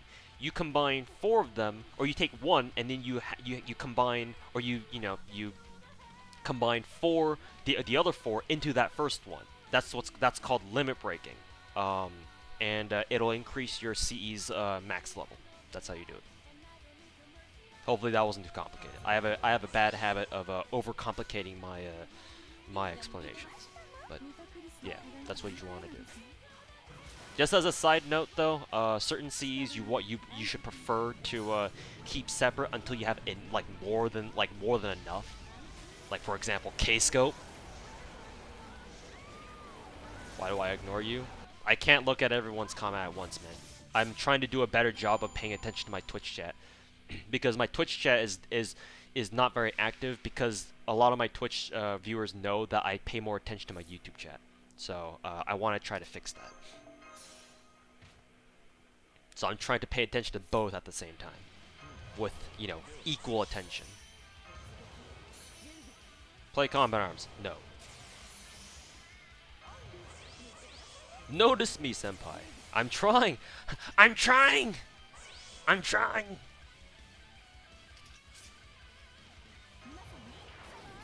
Who's my waifu and husbando? Waifus are Tamacaster and Tamalancer. Husbando, I don't have one, but if I had to choose, it would be Vlad.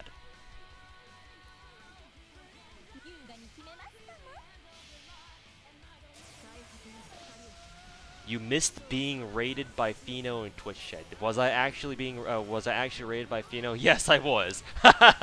And this was, let's see, so this was 10 minutes ago. I feel really bad now. Thanks, a very belated thanks to Fino. Thanks for a raid, man. I wasn't even paying attention because I was busy talking to Twitch chat. Interactive streamer, by the way. Thanks for stopping by. Thanks for sending your our videos, viewers my way, Fino. Hope you had a great stream. I saw you streaming when I briefly browsed the FGO directory before going live myself. So, hope you had a good time over there. Biggest regrets? Not really. I would say, if I had to choose, I would say that now that I think about it, I didn't need to Grail Herc. I really didn't. Part of the reason why I Grailed Herc was because I didn't know Tamamo was a thing.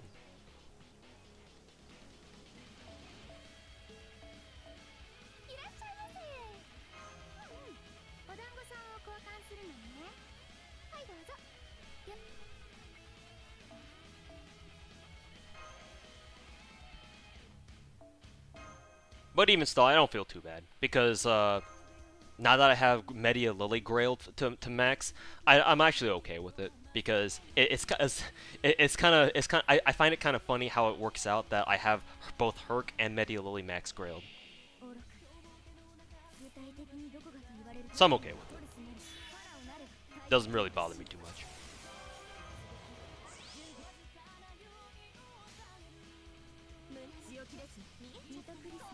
Can you dual stream become an affiliate? Nope. The funny thing about this, I don't know if I'm supposed to talk about this or not, but because I'm not a Twitch affiliate, I guess I shouldn't. I don't really need to give a shit.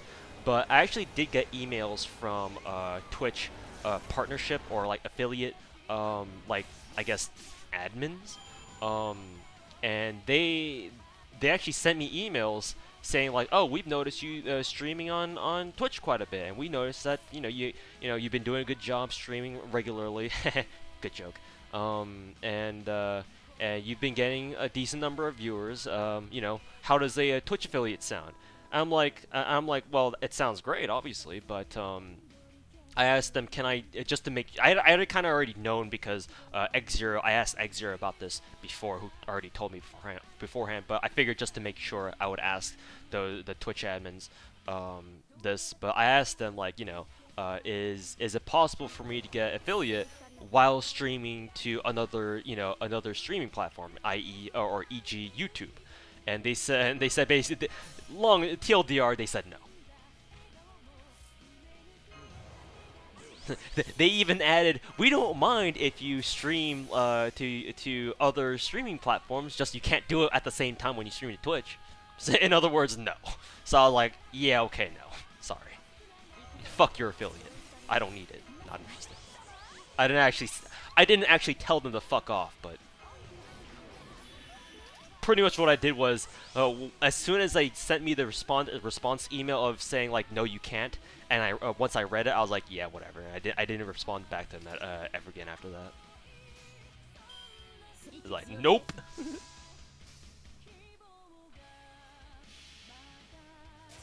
Should you Grail Raikou? Do the extra levels make a difference with damage survivability? I'll answer you honestly, Shuten, they actually do. Grails, even for an SSR, like obviously Grails impact lower rarity servants the most, because obviously they're the ones who could most use the stats.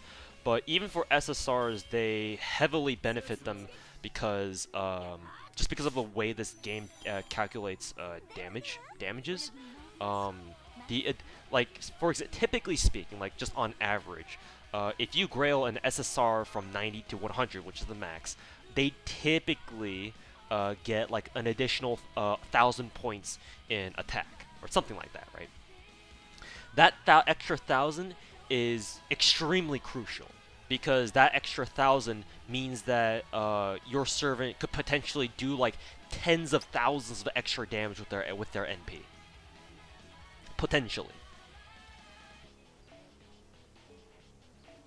So you can buy out the pages now. And now we're on to Special Dango, and then I guess I'll clear out the pieces and monuments first, not that I really need to. But yes, Grails do actually heavily impact a servant's gameplay. As much as I tell people to don't Grail for stats, Grail for love, it's like, when I say that, you know, I do have to concede that Grailing for stats is also not that bad of an idea.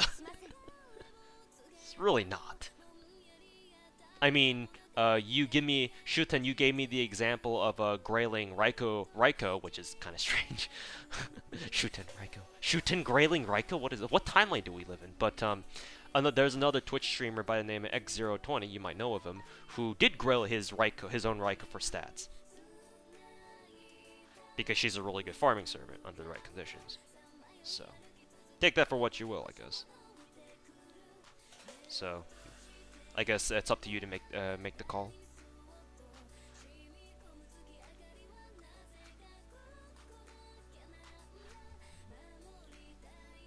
God, I love this version of New World.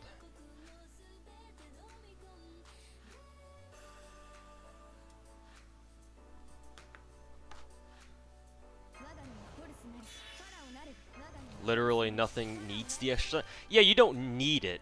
Like if you're talking about like just gameplay in a general sense, then yeah, no servant like truly needs it. Needs it. Except maybe for like Legend. But yeah, I don't really think anyone needs the fucking stats like it's like their fucking existence depends on it. Because either you're trash to begin with, or you're viable to begin with. Stats won't change that. Stats alone won't change your viability. But when it comes to farming, then it's a little bit different of a ball game. When it comes to farming, when you want to 3-turn things in the name of efficiency, stats actually do start to matter a whole lot more. Kind of ironic, isn't it? What's the drop rates for a Z? I don't fucking know. It's like 1% or something.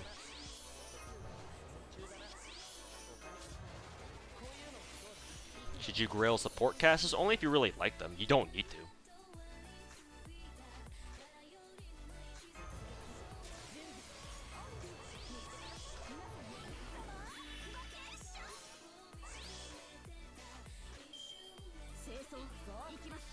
You don't need to Grail support casters though. Because typically you're not using them for DPS. Efficiency is my fetish. Hey, to each their own. You don't think you've ever seen a 100 Matahari before? I have. It's glorious. Grailed ass and titties. It's great. Truly a feast for sore eyes.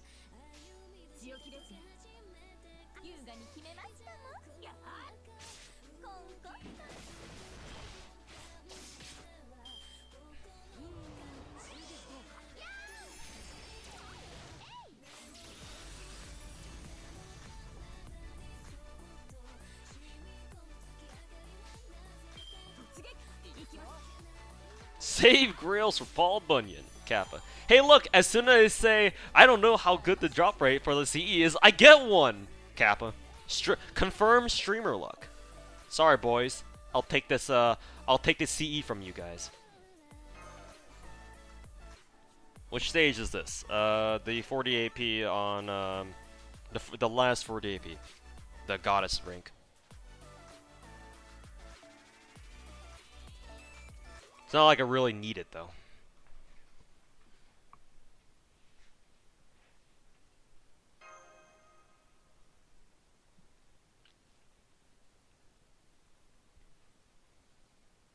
Do 2 turns, please? I want to see.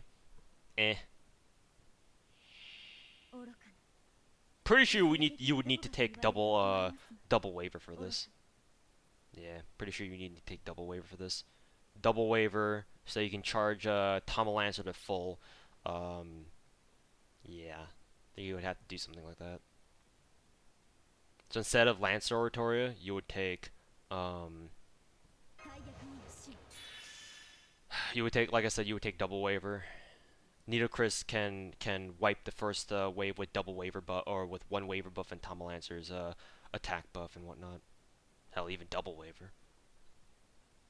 Something like that.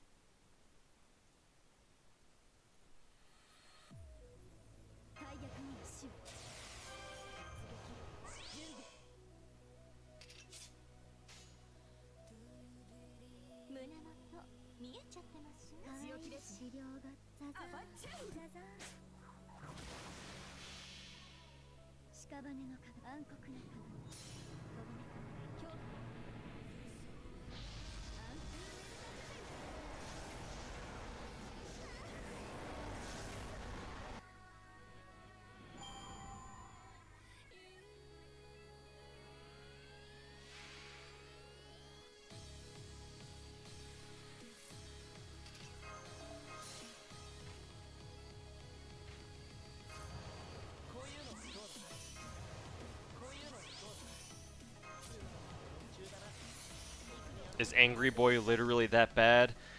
Unfortunately, he is actually pretty bad, yes. It's kind of hard justifying using him, to be blunt about it. Like, you can argue that he's, like, you know, good against beasts and all that, but it's like, well, is he though?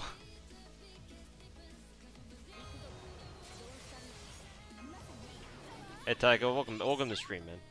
Glad you found my videos. Hopefully you enjoy them, man.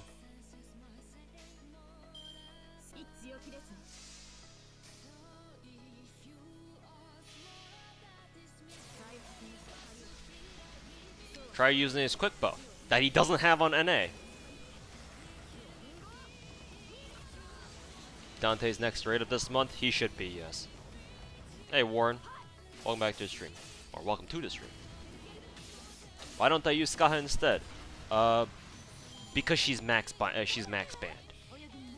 I have her at max bond. Whereas Tom Lance, I still need to work on her her bond. As you can see, I'm using this team specifically because no one is max bond yet.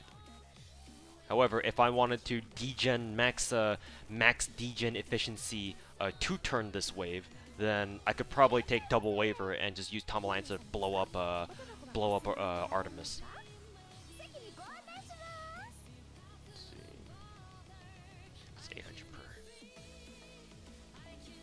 Yeah, let's try this. So let us try double waiver for a double waiver autism spam. So let's see, we'll give this to Nidochris, we'll give this to waiver. So I'll do this.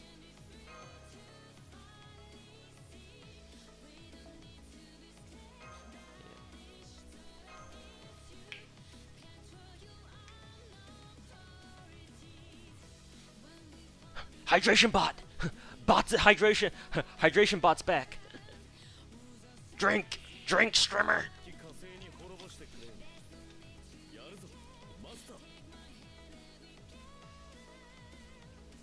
Drink, Strimmer!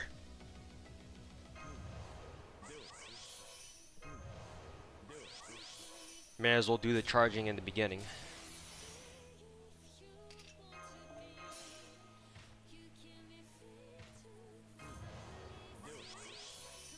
Videos are quite informative and very useful. Hey, that's what's up, man. Whoops, I accidentally used her charm skill on a shadow servant. Kappa. Not that it really matters, but at least it shouldn't.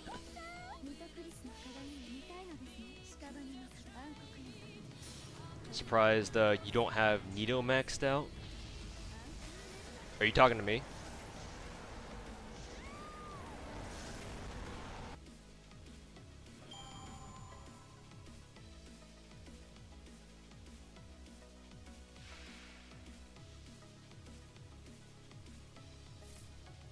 Do you like adult wave or a child waver? Adult. I like his first ascension best. Let's see. Does she even need the plug suit attack buff? Pretty sure this will just kill her in one shot because of how many ridiculous attack buffs she's got.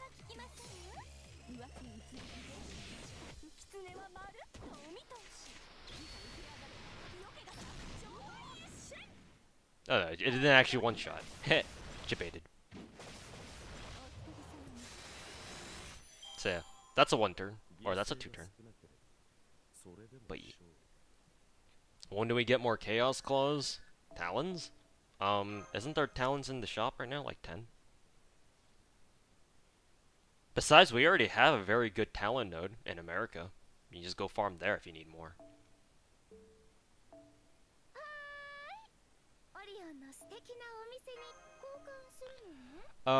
Give me 1 second, guys. I will be right back. I will also turn on the game music so you can listen to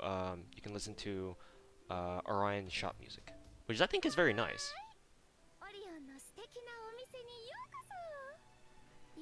All right, give me 1 second, guys. I'll be right back.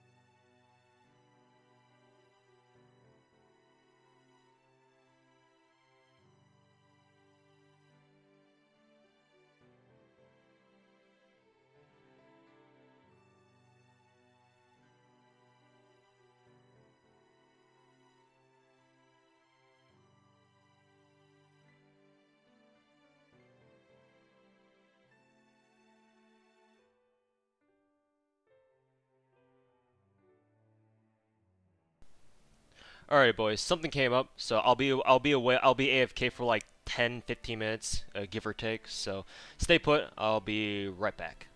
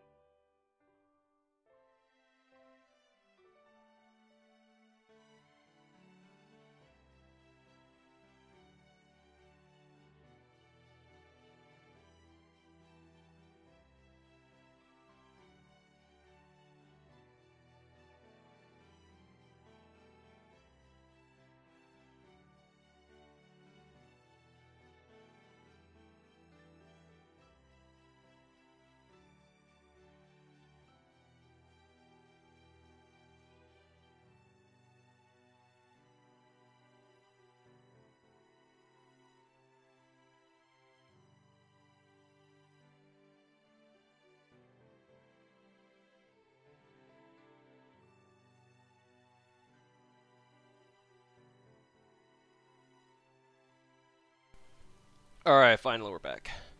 My bad. Something unexpected came up. I had to go take care of it real quick. All right, we back though.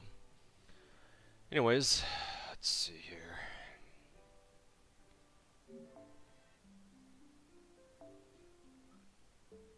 And then let's go ahead and turn on my own music. Weeb music. All right. 何名様ですか？おタバコはお吸いになられますか？席にご案内します。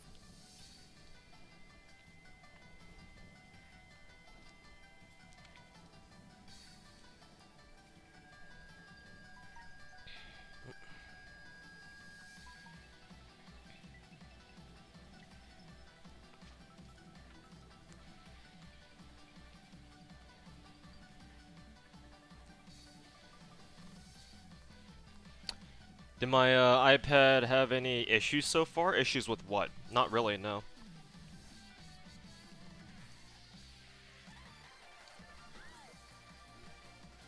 Probably getting some head. That's assuming I actually get outside of my house when it's not for work. That's funny. Is this a Eurobeat song? I think this is actually a Eurobeat. That's fine.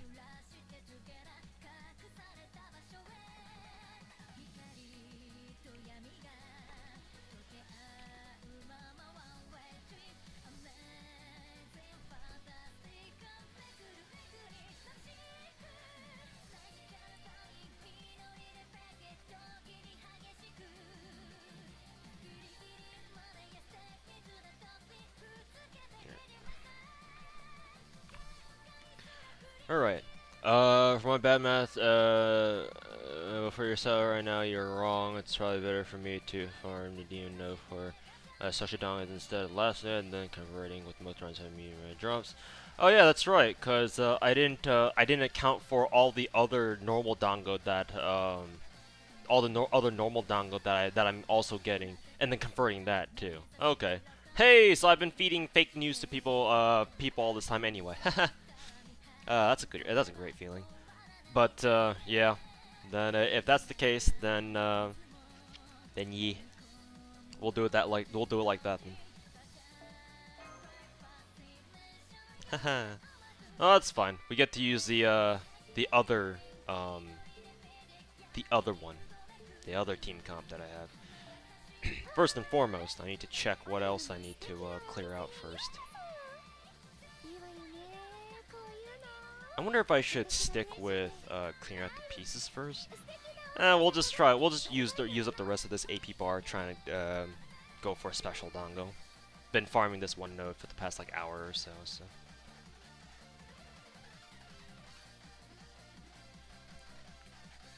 My earworms appreciate these songs, Monka S. Trusting Twitch chat in 2018. Well, unlike most Twitch chats, or at least Twitch communities, the FGO one is not too full of, you know, your run-of-the-mill Twitch chat memester, until you showed up. So yes, I actually do socialize and put a fair degree of trust in my viewers because they're not all stupid.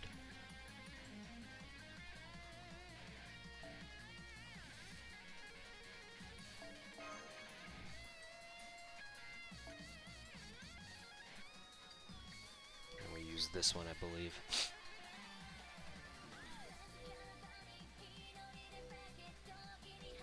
Okay.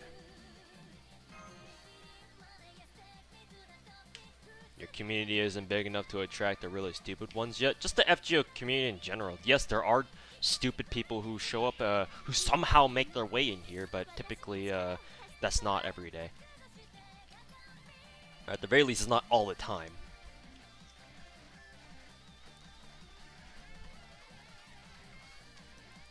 Would it be easier to farm QP with the event shop or dailies? Dailies still. The only way QP is the only place you would farm QP outside of dailies is like lottery events, unless or an event that has an exceptionally good conversion rate for QP, like the original Fate Zero run. Those are the only 2 times.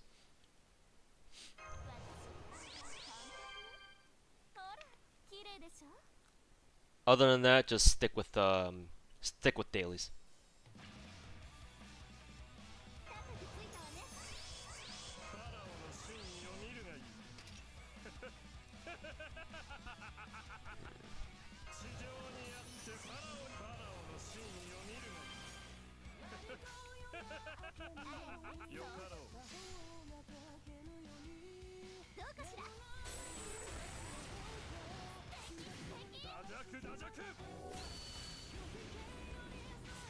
Wait, drop way too few dumplings. Try to take a support with Moonbath. You should see a drastic increase. Why are certain skills and MPs yellowed during the lineup screen? If your MP line is yellow, that means they're at MP5. That is an MP5 exclusive trait. If a skill number is yellow, that means you've done the interlude to buff that skill. So that skill is now buffed. Those are good quality of life changes to have, because if you're taking a support servant, obviously it's good to know if they've got their buffs or not.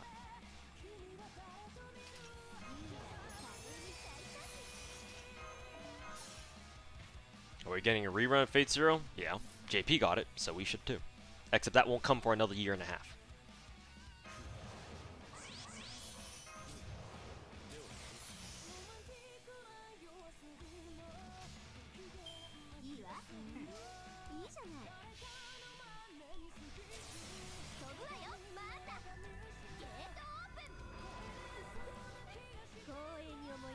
Yeah, the Fate Zero rerun isn't good for QP exchange either. They DW nerfed that.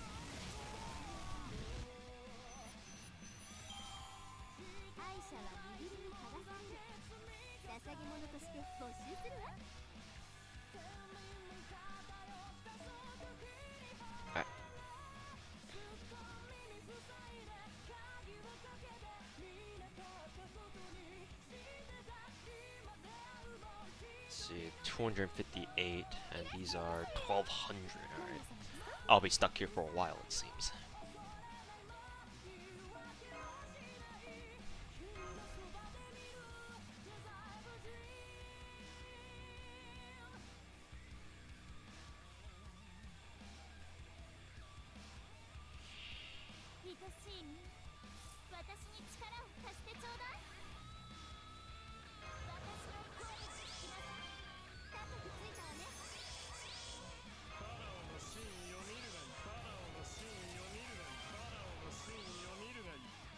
Extract some big brain stuff. I mean, I appreciate the fact that he tried to help in the first place.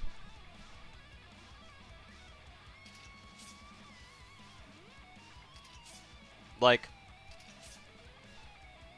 as someone who really cares about, you know, learning the ins and outs of this game, and as someone who will happily admit that he doesn't know everything about the game, you know, learning new stuff is pretty neat about this game.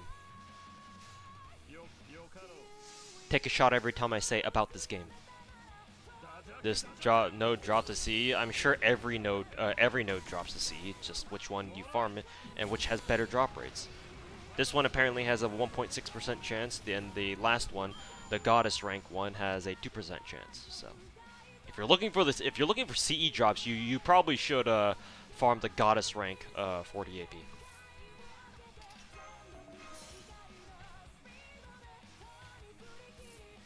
Do you have no waiver? I assume you're talking to somebody else.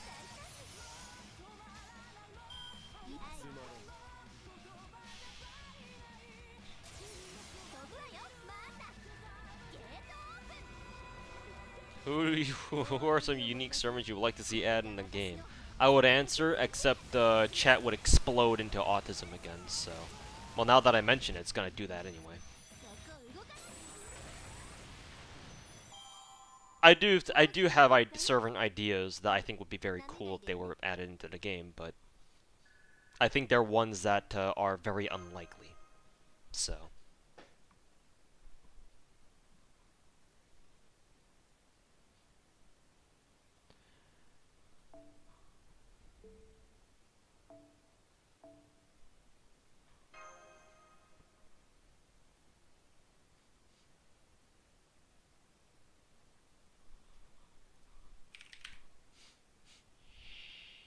神たるファラオの武勇を見せるとしよう。絶望による死を許す。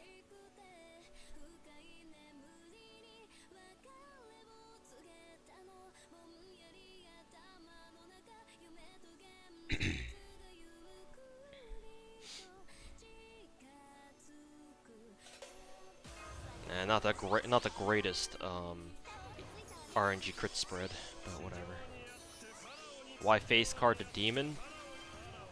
Why not? I don't want to use K-scope. That means less drops, and I care about drops more than I care about one turning every single wave.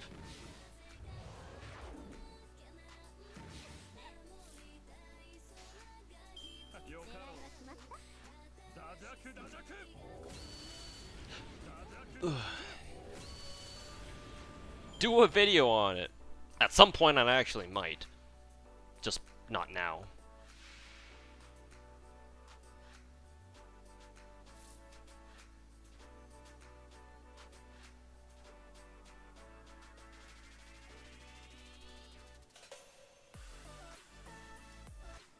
Again, Hockey, that's fine. I'm more concerned that I've been telling people the wrong information, not necessarily not because you made a mistake.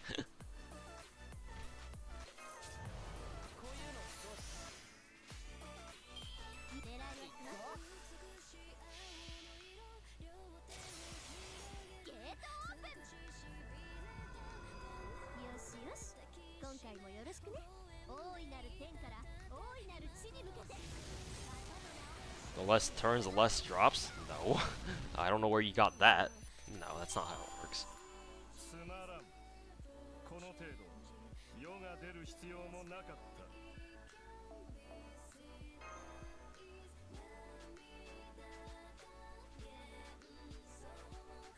Oh, am I dropping more frames? I think I am. Wonderful. Oh, I have no more golden apples. RIP! RIP!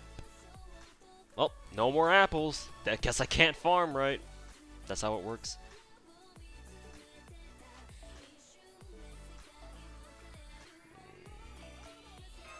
Because I can't really justify burning Saint Quartz for AP refills.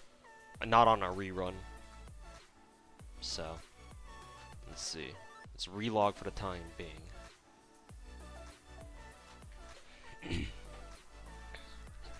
Use rainbow apples! Use rainbow apples. Nah, I ain't feeling it. I ain't feeling it.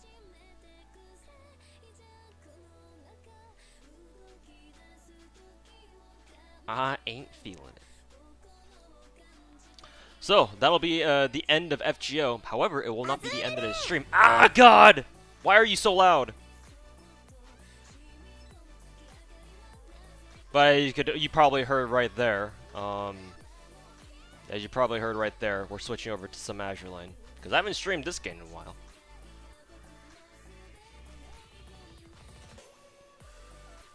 So, if you guys were here for FGO, thanks so much for watching. We'll stream FGO again at some later time, I guess.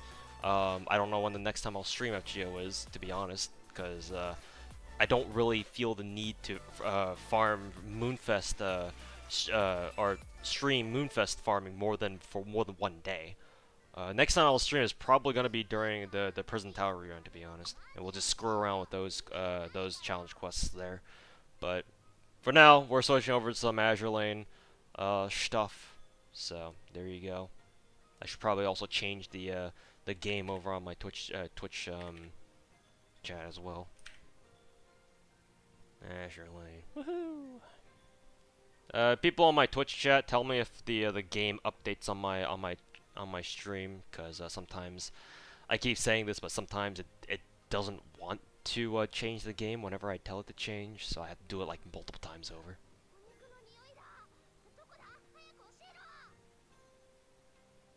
Azur Lane, yes. Change the damn thing.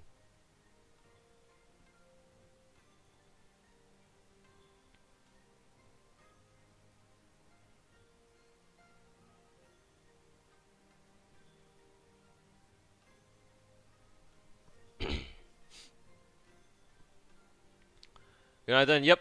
Have a good one, guys. For those of you who wanna bounce for the night, thanks for watching, and hopefully you can come back for another stream.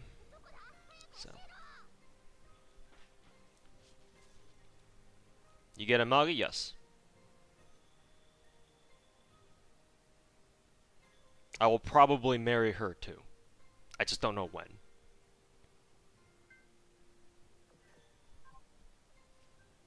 I just do not know when.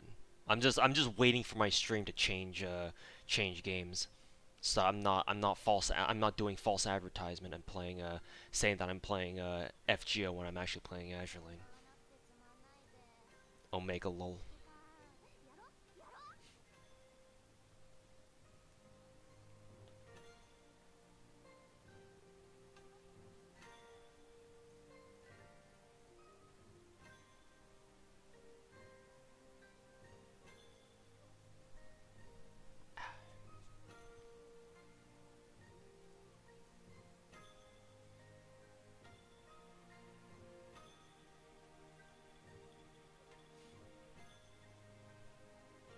Alrighty. He's trying to trick us into playing Azur Lane. I mean, that's what I've kind of always been doing, streaming, right? I mean, you've seen you stream Azur Lane in ages, which is kind of why I'm streaming now, because I don't want to burn rainbow apples on FGO, and I don't want to end the stream so quickly either.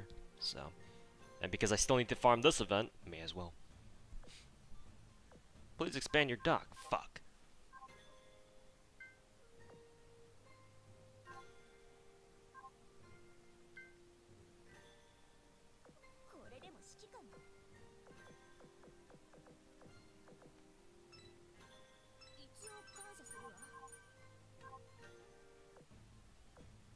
Whoops! Accidentally went in with my first fleet. I keep forgetting when I close the game. It doesn't. It defaults you to the first fleet. Nah, whatever. It's literally I only lost 10 oil on that, so fuck it.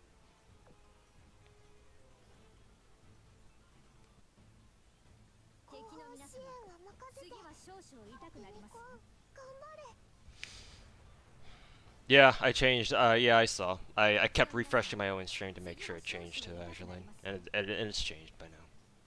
This is like content collection. The concept is similar. The gameplay is not. It's very different.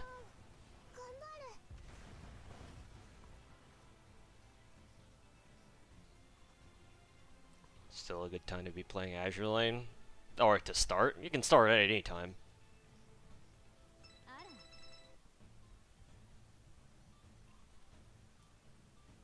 The events themselves seem to be very lenient on how strong of an account you need to have.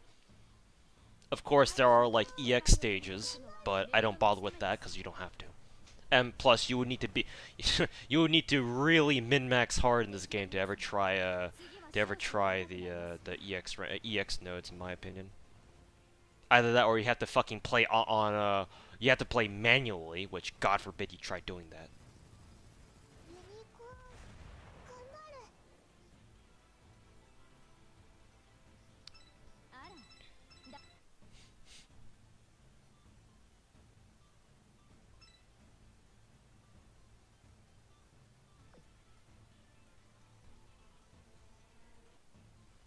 Look, another lolly simulator. Tell me a weeaboo gacha game that doesn't have lollies in it.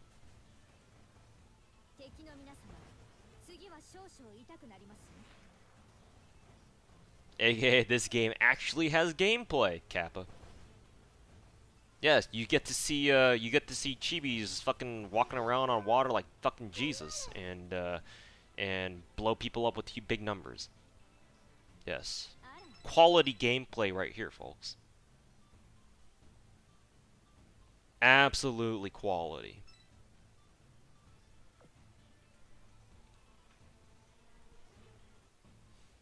Just kind of gave up on World 9 and World 10. I would love to progress past World 9 if I could actually beat the first stage on auto, which I can't. At some point, I'm gonna have to manual that shit. which I'm not looking forward to because that means I have to manual everything past that because my account isn't strong enough.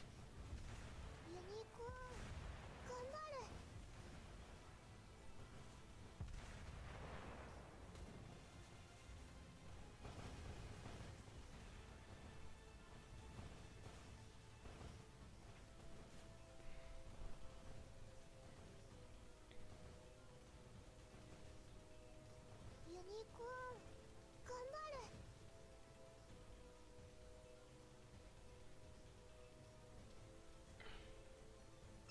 あら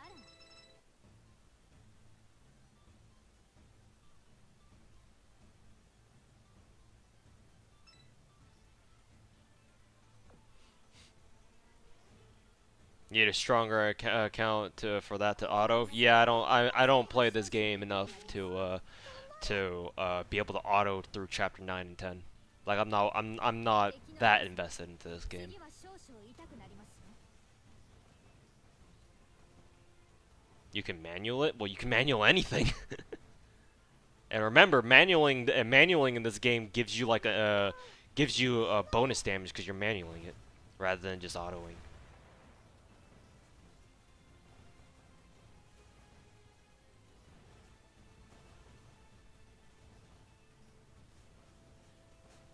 Like a run and gun game. It's a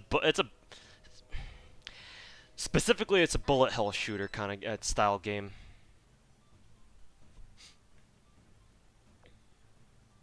If we're going to be completely accurate,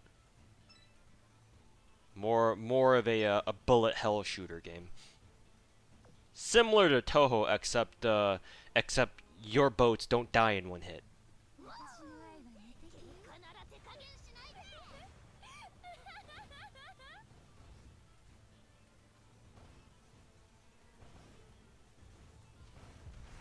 Actually playing Azur Lane on manual, the biggest meme of the game. Kappa. Hey, Azur Lane's great for streaming. I get to play the game and talk to chat as much as I like at the same time. Hey. Incentivizing actually playing the game. Hey man, I'll if you are free to play if you're free to play on FGO, let me sell this game for you. 7% SSR. Boom. Drop the mic. Alright, Oscar, thanks for stopping by, man. Have a good night.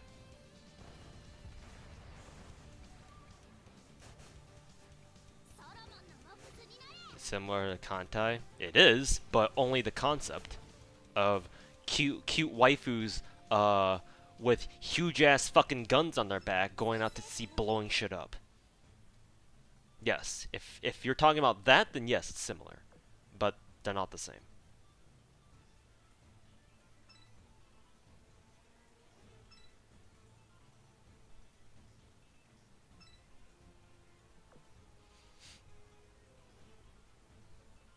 Best lolly in Azur Lane? Oh god. 7%? Yes, 7% for an SSR. 2% unlimited. Hey, guess what FGO's is on a limited SSR rate up? 0.7.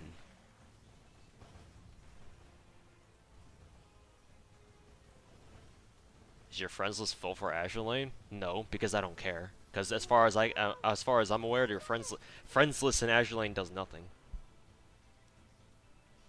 At least I'm not sure what it does, so I couldn't tell you.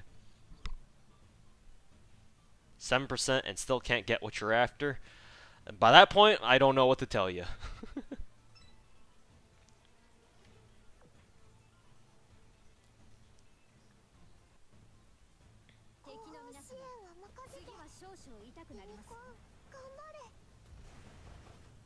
Don't have to repair units after every fight, like unlike Kantai. Yeah, and you don't have to worry about your hard-earned boat waifus permanently getting lost if they die. So thank God for that.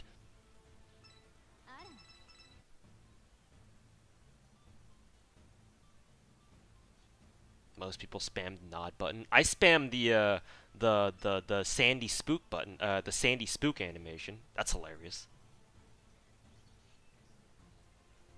Does this game have Edo CG? That's what Pixiv is for. and dojins. Go look those up. You don't need the game to provide those when you can just have other people do it for you.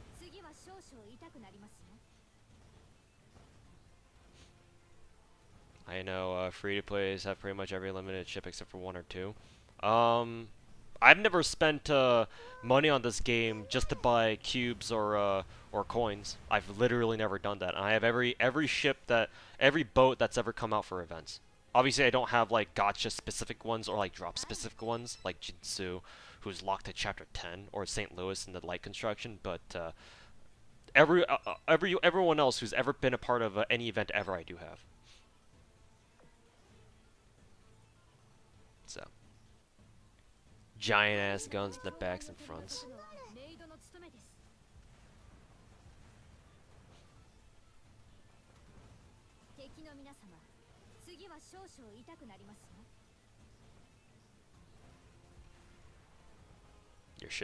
Your boats can permadie in Kantai? Yes. Unless they changed it, which I highly doubt. But yes, you can. There is permadeath in that in Kantai. Kantai has sinking lines for all the characters. Azur Lane doesn't. That should tell you something. But yes, Kantai does have permadeath.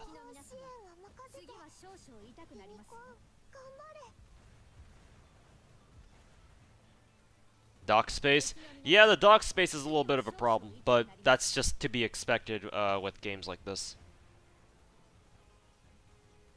Did I buy any live TV skins? I have bought no skins. I would love to buy them, but with how much I spend in FGO, I don't care. I don't care to grab skins. Of course, if there are free skins that you can do like events for, I'll do those, of course, but buying them, I'm good. Again, I would love to have them, but unfortunately, that's not really an option. Not for me, anyway. That's a big yikes. Yeah! Yeah. Remember, Kantai Collection was initially developed as a very niche game for the hardcore like Navy enthusiasts in Japan.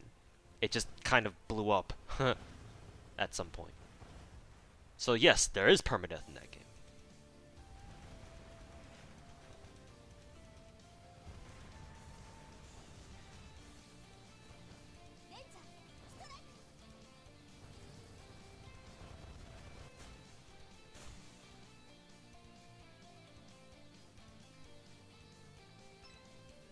Oh, hey, look, I got another Nelson. I think I actually have two copies of her now, so I think I can let me break.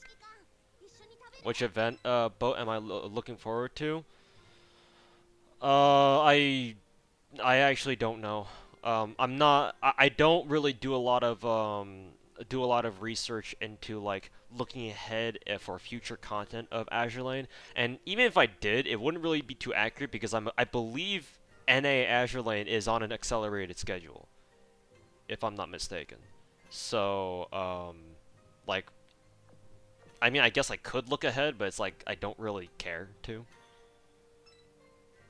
Like, without trying to sound like a dick, I really don't care. Let's see, next closest will be that one. Actually, I should probably do this one first, to be honest. Decisions. Decisions. 1, 2, 3. Let's see. 2, 3. That's fine, whatever. Go down to dock, and then I think I should have 2 Nelsons sitting around somewhere. Yep.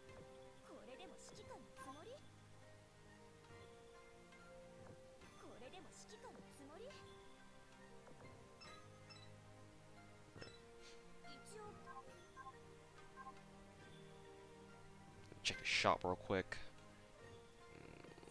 760. I would need 2,400 to buy out the next stack. Just buy out these. Sure, torpedo parts. Why not? They're super cheap right now anyway. Go back. Actually, did I already clear that? Alright.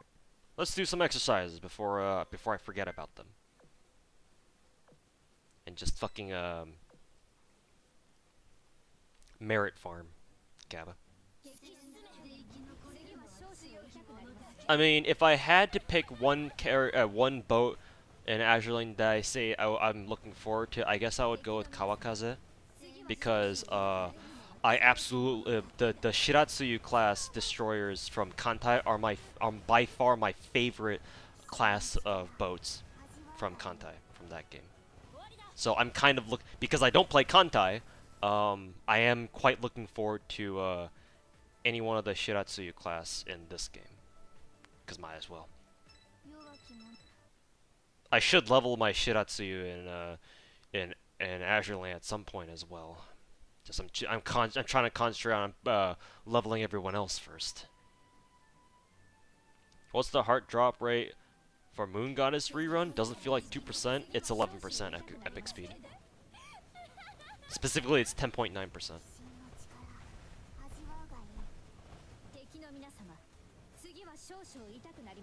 You've been playing this game for day one, you still have no clue what the whole variant thing is. Variant? It's just retrofitting. It's basically just making your boats better. In most cases, there are some instances when or where the retrofitting actually makes your boat worse overall. I know that's the case with Yamashiro and Fuso, because they turn into aviation battleships, but that ends up making them even worse, which is pretty hilarious. But usually, when you retrofit a boat, it makes them better because you upgrade their stats and all that, and then towards the very end, you can even teach them a new skill, which may or may not be very good. It is very expensive though, so let me just show you. I guess it is very expensive. So let's see, who's someone I'm trying to retrofit. Fortune, I guess. I know she's not high enough level, so I'm still trying to work on that. So this is what the retrofit tree looks like. So currently I need to work on this, but I'm level locked because she needs to be at least level 85, but she's only level 81. So once I get her to level 81, I can actually get her fully modernized, and that's the end of that. But in order to do it, you need to start from the beginning, which is with hull on the left here, and it's like a tree, it's like a branch, tech tree, something like that. So you upgrade them one at a time, and with each subsequent upgrade, it gets more expensive. It takes rarer materials, and so on and so forth until you reach the end. So I guess, for example, another instance I could use here is who's someone I retrofit. All the starters are retrofits now. So for example, if you want to retrofit Laffy, you do the same thing. You go through the whole tech tree again, and once you modernize her, you can also continue. You have one more step, and you can teach her a new skill, which is this one, the Vanquish mode skill. So certain retrofits allow you to teach a whole new skill to a boat. Usually, though, it just buffs their base stats, I think, and then at the very end, when you fully modernize them, or when you fully retrofit them, it gives you a new sprite slash image for them, I guess. That's really about it. I still need to do the rest of my exercises, I think. Is this the same person? It might be. 10.9%, that high? Yeah, it's about 11%. It's actually not bad, but we have Shinjuku that'll be coming out very soon, and it basically has the same. It has a 12.3% heart drop rate, and then it's only a 21 AP node. So if you're looking to farm hearts, you might as well just wait.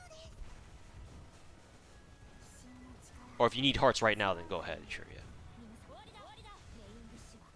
T3 Destroyer Blueprints, yeah.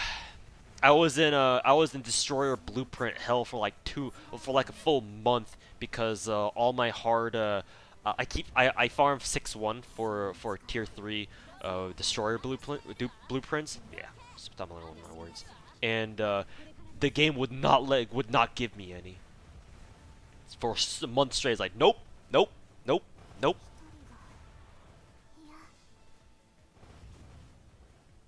Now I was stuck on I was trying to retrofit Javelin at the time, and Javelin basically had to stay at her pre-retrofit state for like a full month before I finally got enough to retrofit her to max.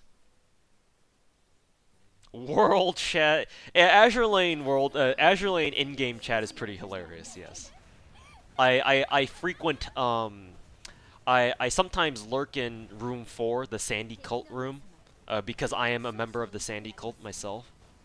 An unintentional one, but a member nonetheless. So I sometimes lurk there and watch them spam Sandy emotes all day. It's pretty funny. Upgrading Fuso and Yamashiro in AL is actually a bad thing. From what I hear, it's not advisable. From what I hear. Because, once again, they turn into aviation battleships, but because of the way this game works, that's actually not very good for them. So, yeah. Any place for demon talons? You mean just talons? Not in the event itself, no. But there is a claw node in both America and Babylonia. In fact, I think the Babylonian one's better by now. Better now, technically. So look for the Babylonia claw node. Look it up online somewhere. Who do I want to get wrecked by harder? I swear I fight the same people back to back sometimes. Please back to FGO.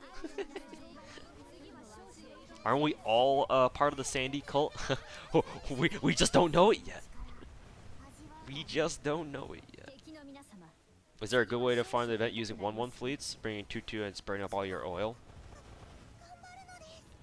Is there a way? I mean, technically speaking, you can do it with any 1-1 fleet. You just need to make sure that your boats are very strong and properly leveled. Hey, there's Eldridge. There's Small E coming in clutch with her mass evade skill.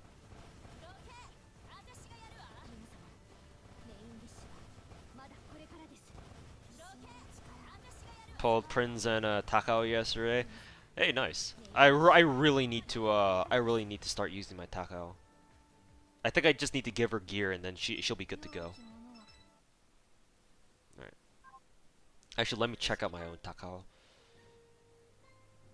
Does she have good gear? Nah, yeah. So I need to give her and Atago good gear, and I'll probably use them together, to be honest. Alright, back to B3.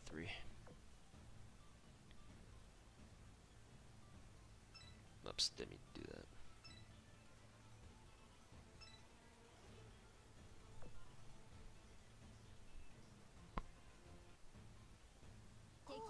Except Jinsu, she gets no retro skin. Feels bad, man. Feels bad.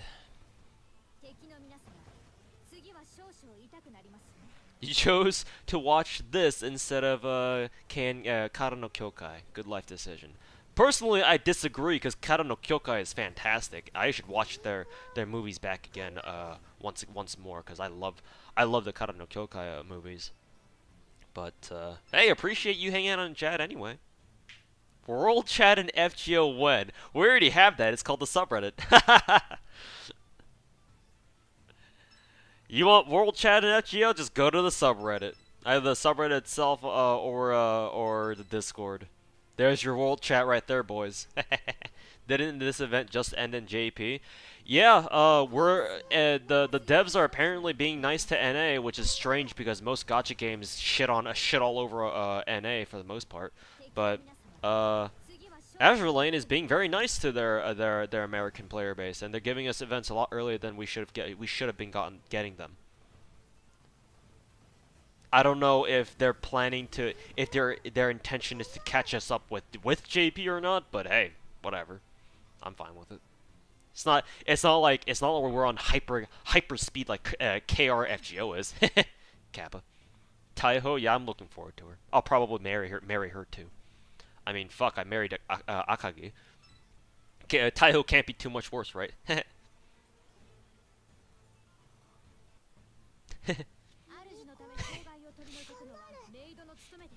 Why does Deutschland? I know I'm not pronouncing that right, but why does she look like a psycho?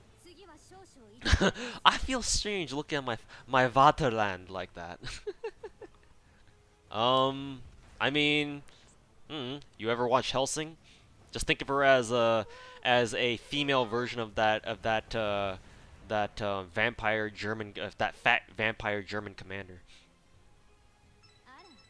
The one that goes on that gentlemen, I love Va or some shit.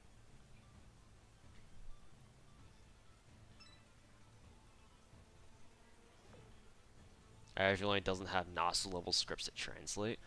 I mean, that's more Aniplex having a shitty fucking translation team that they probably outsource anyway, but that's besides the point. Yes, I like him. Yes, so pretty much in your mind, just imagine him gender flipped and having black hair, and then turned into a boat. Yeah.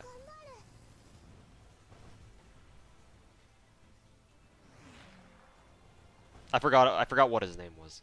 It's been a long time since I last read Helsing. Great manga, by the way. Nice and bloody. Nice and edgy and bloody. Just what I like. That's hot.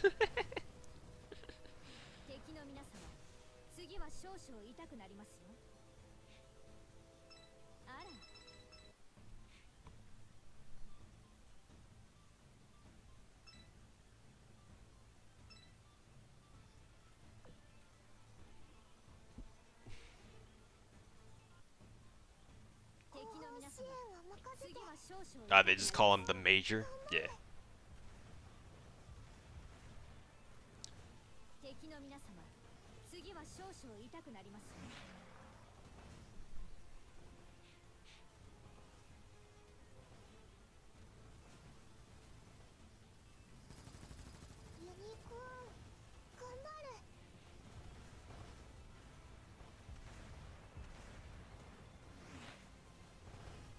For some reason, watching Belfast just murder everything with her homing torpedoes is extremely satisfying. No FGO. I played FGO earlier in the stream for like 2 hours. I just burned through my my golden apple stack, and then once I ran out, I swapped over because I can't really justify burning rainbow apples on a rerun event. I mean, I've done it before. It's just I'm not really feeling it right now, so. I switched over to some Azur Lane because I still need to farm a little bit of this event. Not that it really matters too much because we still have like 2 freaking weeks on it, and I'm already halfway done with it. So this is the FGO2 beta. Can confirm. Didn't know you played. I've been playing since day 1 actually. Yeah, I think I'm day 1. Pretty sure anyway. Yeah, I'm pretty sure I'm day 1. But yes, I have been playing since day 1, and I haven't missed a login yet. Amazingly enough. What's my account level? Like 80 something, 81, 82. It's not that high. You got Avora? Nope, I don't have Avora yet. I don't even know where to get her. Considering I'm playing on the Avora server, I should probably get her. Wouldn't really make much sense if I'm playing on the Avora server and not have Avora. Fellow Day 1 Gaijin. Hey. Did I sign up for the beta? I did. I'm not sure if it made a difference though. Like I do remember signing up for the Azur Lane beta. I just don't know what it did. Like, did you get like a free Saratoga out of it? Was Saratoga the beta reward? If so, then yes, I did get Saratoga. Or I did get beta. I did sign up for beta. Light build? Oh, Avora is available only in a light build? I see.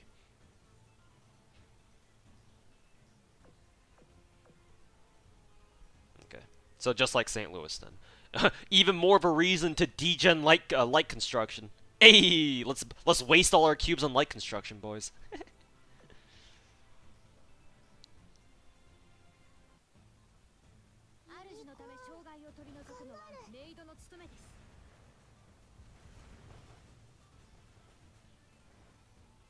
That was in the Natumi collab with this game? Yep.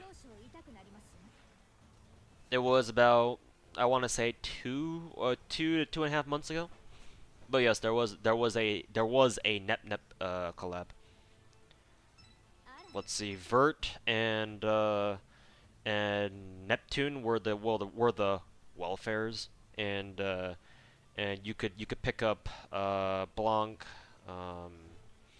White Heart, Black Heart, Purple Heart, and Green Heart from Noir from Construction.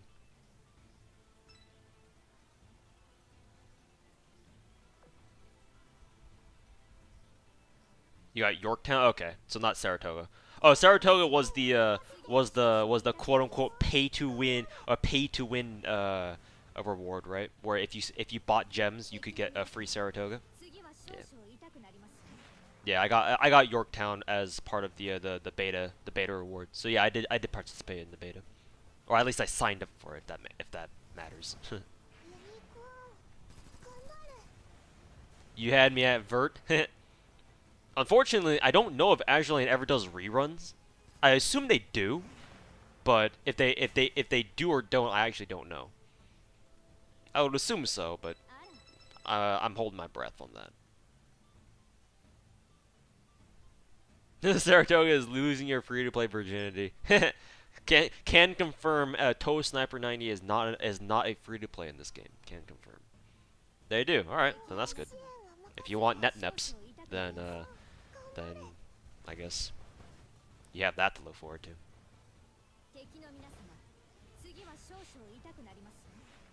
Collabs don't get reruns. Whoa, fucking rip! Yeah, the Nep event. Rip!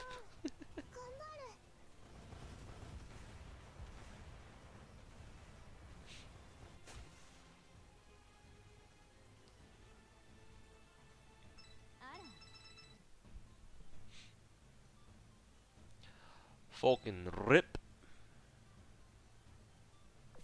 Please expand your dock. Fuck.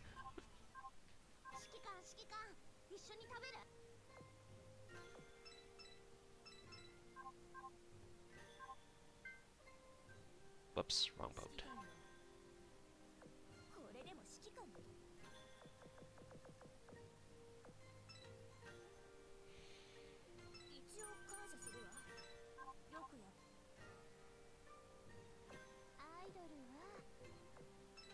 Okay, thank you very much, Miss Idolmaster.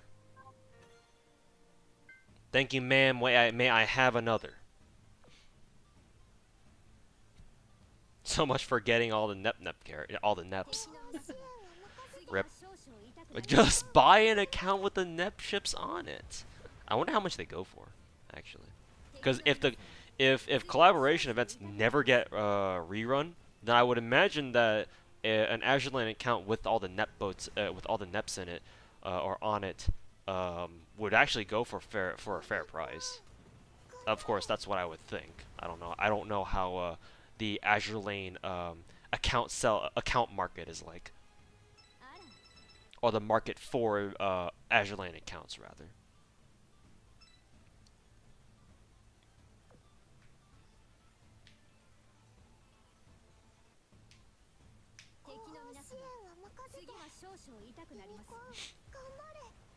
Good thing the neps aren't too strong. Yeah, they don't say. From what I've seen, they don't really affect the meta of the game too much. So, I guess in a way that is good. I hear Blackheart is actually pretty good though, like just meta wise.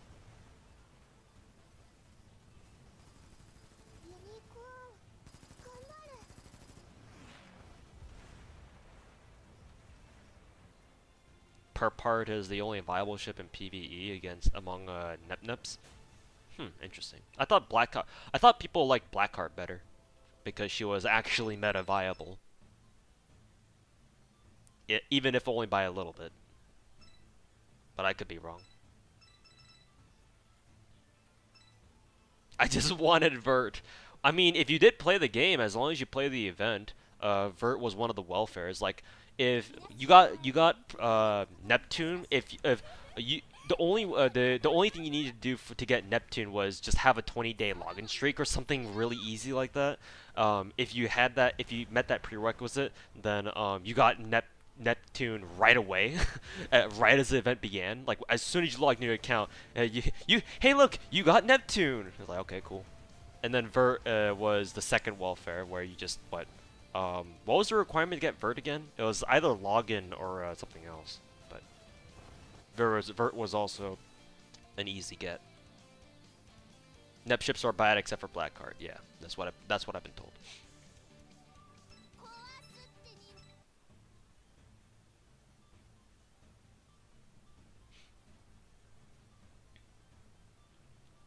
Just for you guys, I can actually switch to a an all Nep fleet. Kappa. Neps, where you at? I'm sort of annoyed that there are only two capital Neps because I wanted to be able to use all the Neps in one fleet, or at least as many as I could. Except I can't do that because there are only two backline Nep boats and like 4 or 5 frontline, which literally triggers me off the face of the fucking planet. But that's neither here nor there.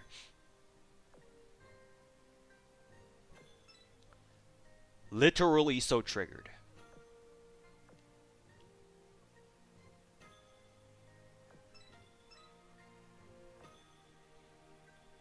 Actually triggering. Let's see, make sure there are no Neps in the first fleet. I will probably marry Noaru at some point. Because I really like her and Blackheart, both. They're supposed to be the same person, right? I'm not too familiar with Nep lore, but from what I've been able to gather, Noaru and turns into Blackheart, Neptune turns into a purple Nep, so on and so forth. Where's my Blanc? Does she have good gear? I forget. Where's Vert? First and foremost. Yeah, there she is.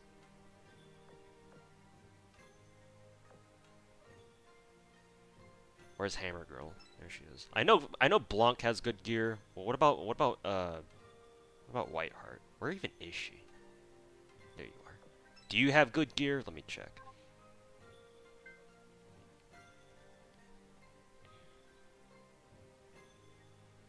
Where are you, Lollyheart? Ah, you're up top because you're now part of fleet. I keep forgetting to do that. Okay, yeah, you do have decent gear. Not the best, but at least you got something. They should be fine. They should be fine. I believe these are all the Nep boats, right? There's 8 in total with the collaboration. Hopefully it's alright. Yeah, let's do it. Yeah.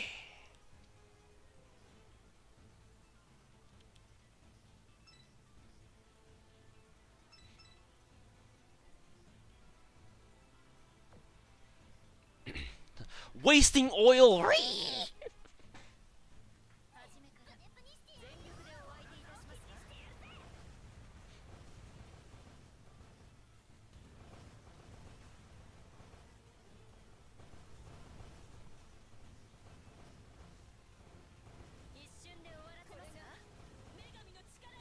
No, don't rub it in. Too late, Tofu. Too late. Too late. Max purple gear would be too weak. It depends on the equipment, actually. For Envy, it really depends on your choice of equipment. Like for example, the best dive bomber in the game are the SBC 100 or some shit like that. The 2SBC or S2BC, whatever the fuck they're called. The dive bombers of the American Arsenal, or as the game likes to call it, the Eagle Union Arsenal. Like those are the best dive bombers in the game, and they're only purple. So certain purple equipment is actually better than is like actually top tier. Interestingly enough. Yeah, SB2C. Yeah, the Helldivers. Yeah, those are only purple, but they're top tier. Like literally the best dive bombers in the game, from what I've been told.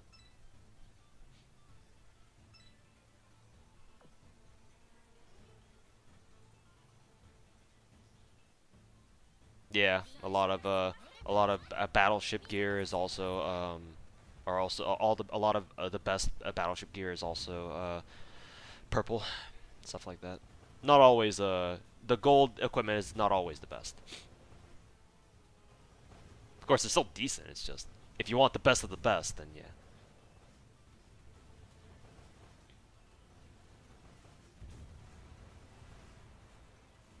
Iris Heart is one of your favorite for reasons.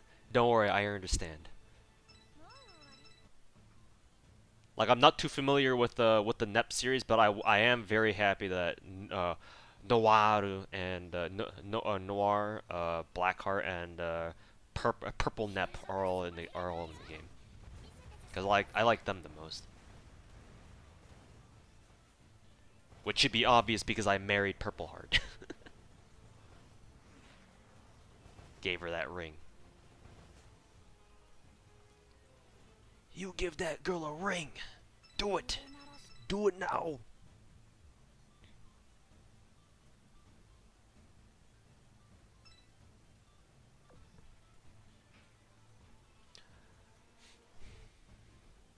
Farming your ass off in 3-2. You'll get out of the Fox Mines at some point, man. You'll get out of it. Just make sure to pick up the battleship, the BB Foxes first. Because, I mean, you know. Amagi is pretty much Akagi, right?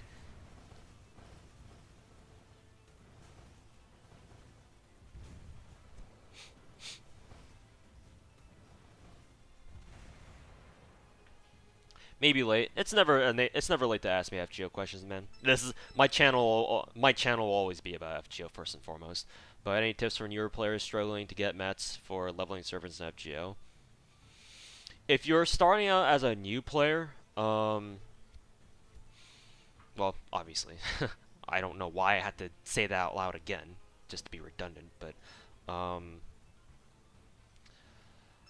let's see. Just preparing yourself, like just equipping yourself with knowledge would be the best.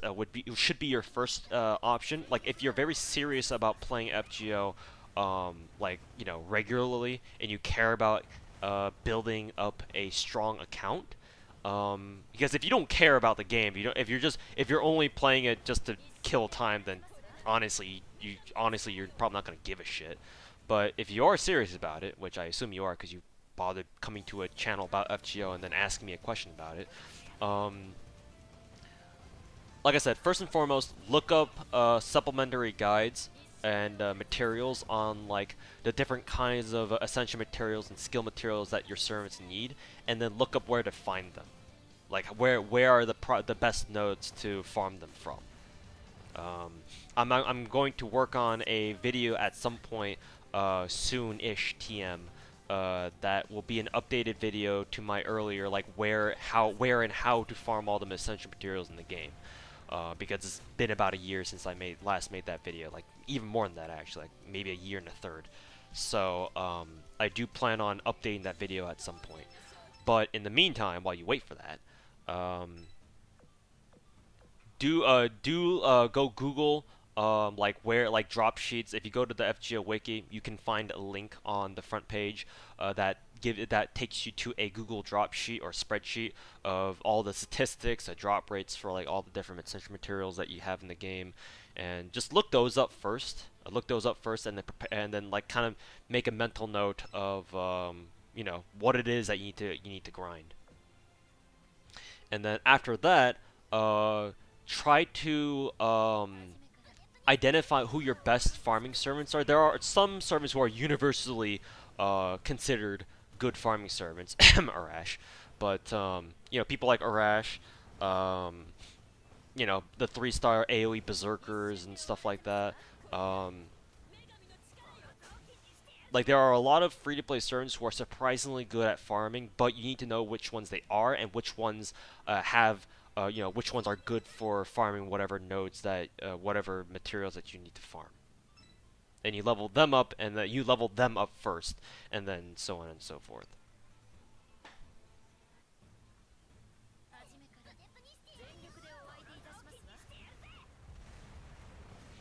Also, make sure to make sure to be on the lookout for people with strong support lists, whales, so that you can basically just piggyback off them.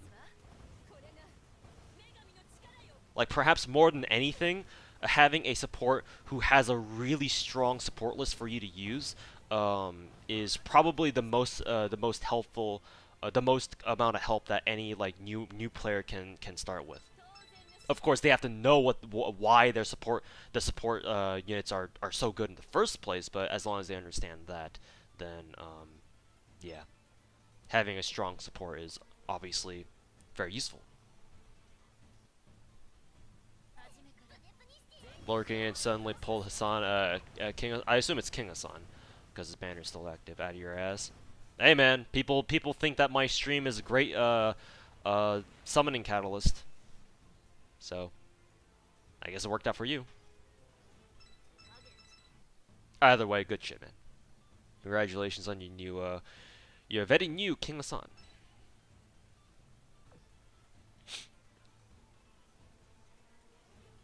Arash should get a buster up on his MP. Yes, let's just make him even more broken. Why not? Why the fuck not? More noob than new. Okay, then if you've got a decent friends list or a pretty strong friends list, then yeah, it's just more of a just kind of like do your research kind of thing. Yeah. So just make sure to look up like drop sheets. If you don't know how to read drop sheets or you just don't want to, and you'd rather prefer watching or you'd rather watch like videos on it, then go to YouTube. Just type in like FGO essential materials and shit like that. People have made videos about it, not just me. Of course, make sure that they're actually good.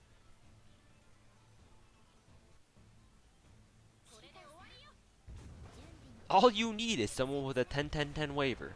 As much as that's a meme, that's not always the case.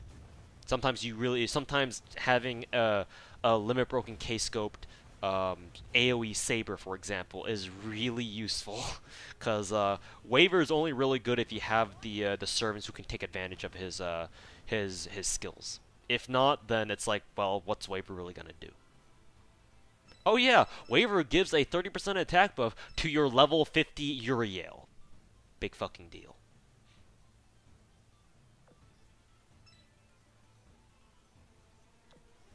Like, the reason why Waver and Merlin, I guess, by extension, are so good is because there are others, people have others very, very strong servants who can take advantage of the effects of their skills. But I'm going off another tangent.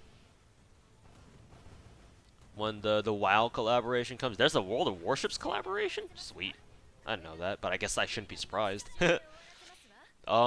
Actually, now that you mention it, I think I did see one of the collab servants at some point. I actually don't know. I don't know who all of them are. I'm glad Azur Lane and Girls Frontline are doing their best to have collaboration events. It's really cool when there are collaboration events. I'm too used to FGO where the collaboration events that they do are more, hey look, we're bringing in another story from the Fate universe and we're calling that a collaboration. Have fun, everybody.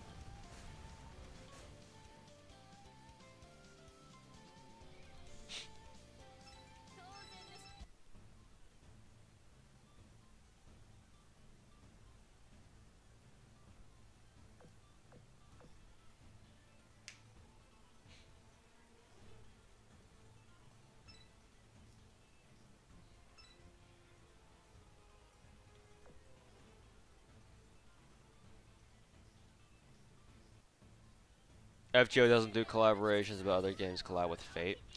One of my reasons, like, I've noticed that too, ever since a long time ago, because I know Fate, like FSN, like Fate Stay Night, not like FGO, but Fate Stay Night has done collaborations with games like Valkyrie Connect, I believe, Valkyrie Connect, especially Shadowverse, and other such games, but not so much the other way around.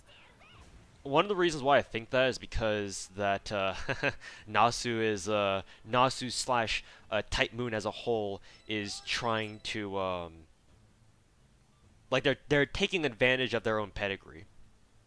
Because people are aware, people revere, like they absolutely worship Fate as a franchise. So everybody, like, if you had the choice, like, say you're like another franchise, right? That's not Type Moon, or that's not Fate, or whatever, or another Type Moon owned IP.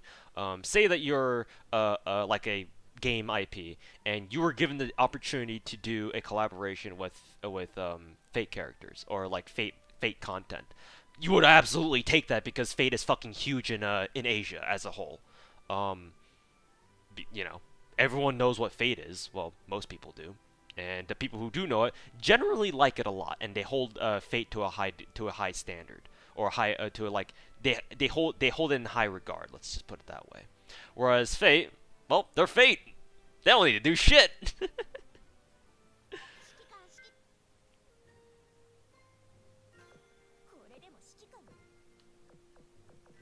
I will say though that FGO not having like proper collaborations is I guess understandable because like all the characters and all the servants in FGO, like they need to explain their existence in FGO like through lore and shit like that. So if FGO were to have a collaboration and bring in like unique like other IPs into FGO, then all of a sudden Nasu or whoever's writing the fucking story for that collaboration has to somehow explain like what these other characters are doing in the Fate universe.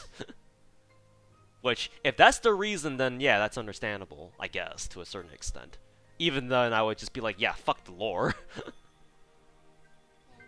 But whatever. FGO can do whatever it wants. I ain't no, I'm not their boss. Did I clear everyone already? Yeah, I think I did. No. Who have you pledged to so far? Both of the foxes. Sandy. Keck. Purple Heart. Washington. Shigure and Poi.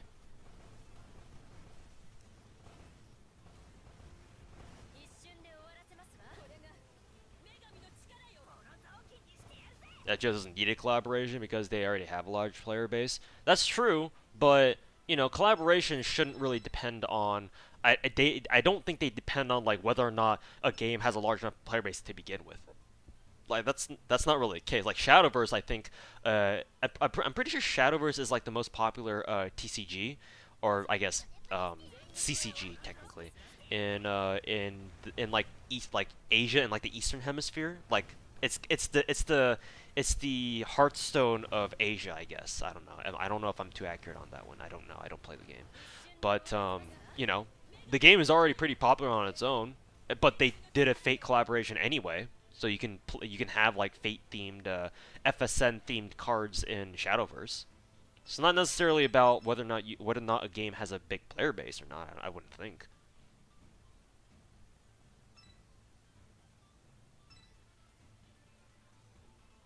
It's just, you do collaborations because it's fun.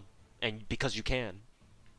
Because your players want it. Or because your players would appreciate it. Not because you have a big player base. Of course, if you're a smaller game and you have a collaboration with an IP that is much more popular than you and much more well established, then yes, of course, that's probably a smart business move on the smaller games end. You know, bring in players who normally wouldn't be interested in the game if you didn't have that collaboration, because it's like, oh, Fate is having collaboration with this game. Let's try it out, and maybe the players who do play it, you know, have fun with the game. They keep playing. Sure, that's fine.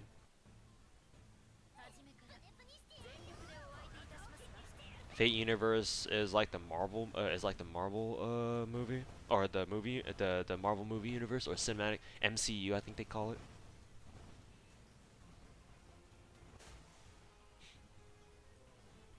Are you watching the Japanese stream soon? There's a Japanese stream for what? FGO? Oh shit! Oh shit! There's an FGO GP stream? Oh shit! I didn't even fucking know. There's one today? Oh yeah, it is. It is fucking today. Let's see. It's at 2 p.m. Japanese time. We are currently, I think, 8 hours, 7 hours ahead. So, oh shit, it's gonna go live. It's gonna go live in 3 minutes. Panic! Panic! Panic! Ah! Ah! Panic! It starts in 3 minutes. Panic! Quick, boys, to the Japanese stream. Panic! Ah! Give me a second, boys. I'm going to look for a, I'm gonna look for a link. Those of you on Twitch, I'm sure, you guys can find, if you go to the FGO Director, I'm sure you guys can find somebody streaming, the JP stream. Raisin Ninja probably does it a lot. I know he does it, I know he does it usually. As for y'all on YouTube, I'm not finding a YouTube link, so if you wanted to watch it on YouTube, I'm not sure if that's possible. I can give you the Twitter page, so I guess you can watch a stream on Twitter, if y'all are fine with that. Here, I'll spam the Twitter page. Sorry for the spam, but that's the Twitter link for the JP stream, so you can watch it on Twitter actually, which is nice, I guess. That might be what I have to watch it on as well, unless there's like an FGO streamer that I don't mind hanging out in their stream to watch the stream along with. You know, let's see, Razor and then To Love Trouble, which I think the FGO subreddit shouted out. Panic! Does some quick math, realizes the time. Oh shit! Anyways, I had planned to stream for a little bit longer, but I would like to watch the stream. I know I could probably pull up another stream, but I don't want to do that. So, yeah, thank you guys very much for watching. I'm sorry I cut off the stream a little bit earlier than I wanted. I'll probably come back and stream Azur Lane at some point again, sometime soon. But yeah, thanks for watching. Go find an FGO stream. I gave you guys the link to the Twitter one. For those of you on Twitch, again, Razor Ninja and To Love Trouble are both streaming it, so you guys can enjoy it there. Anyways, I'll be lurking in the JP stream myself as well, just to check it out. And yeah, thanks for watching, guys, and hopefully we can do another Azur Lane stream sometime soon, again. So yeah, have a good night.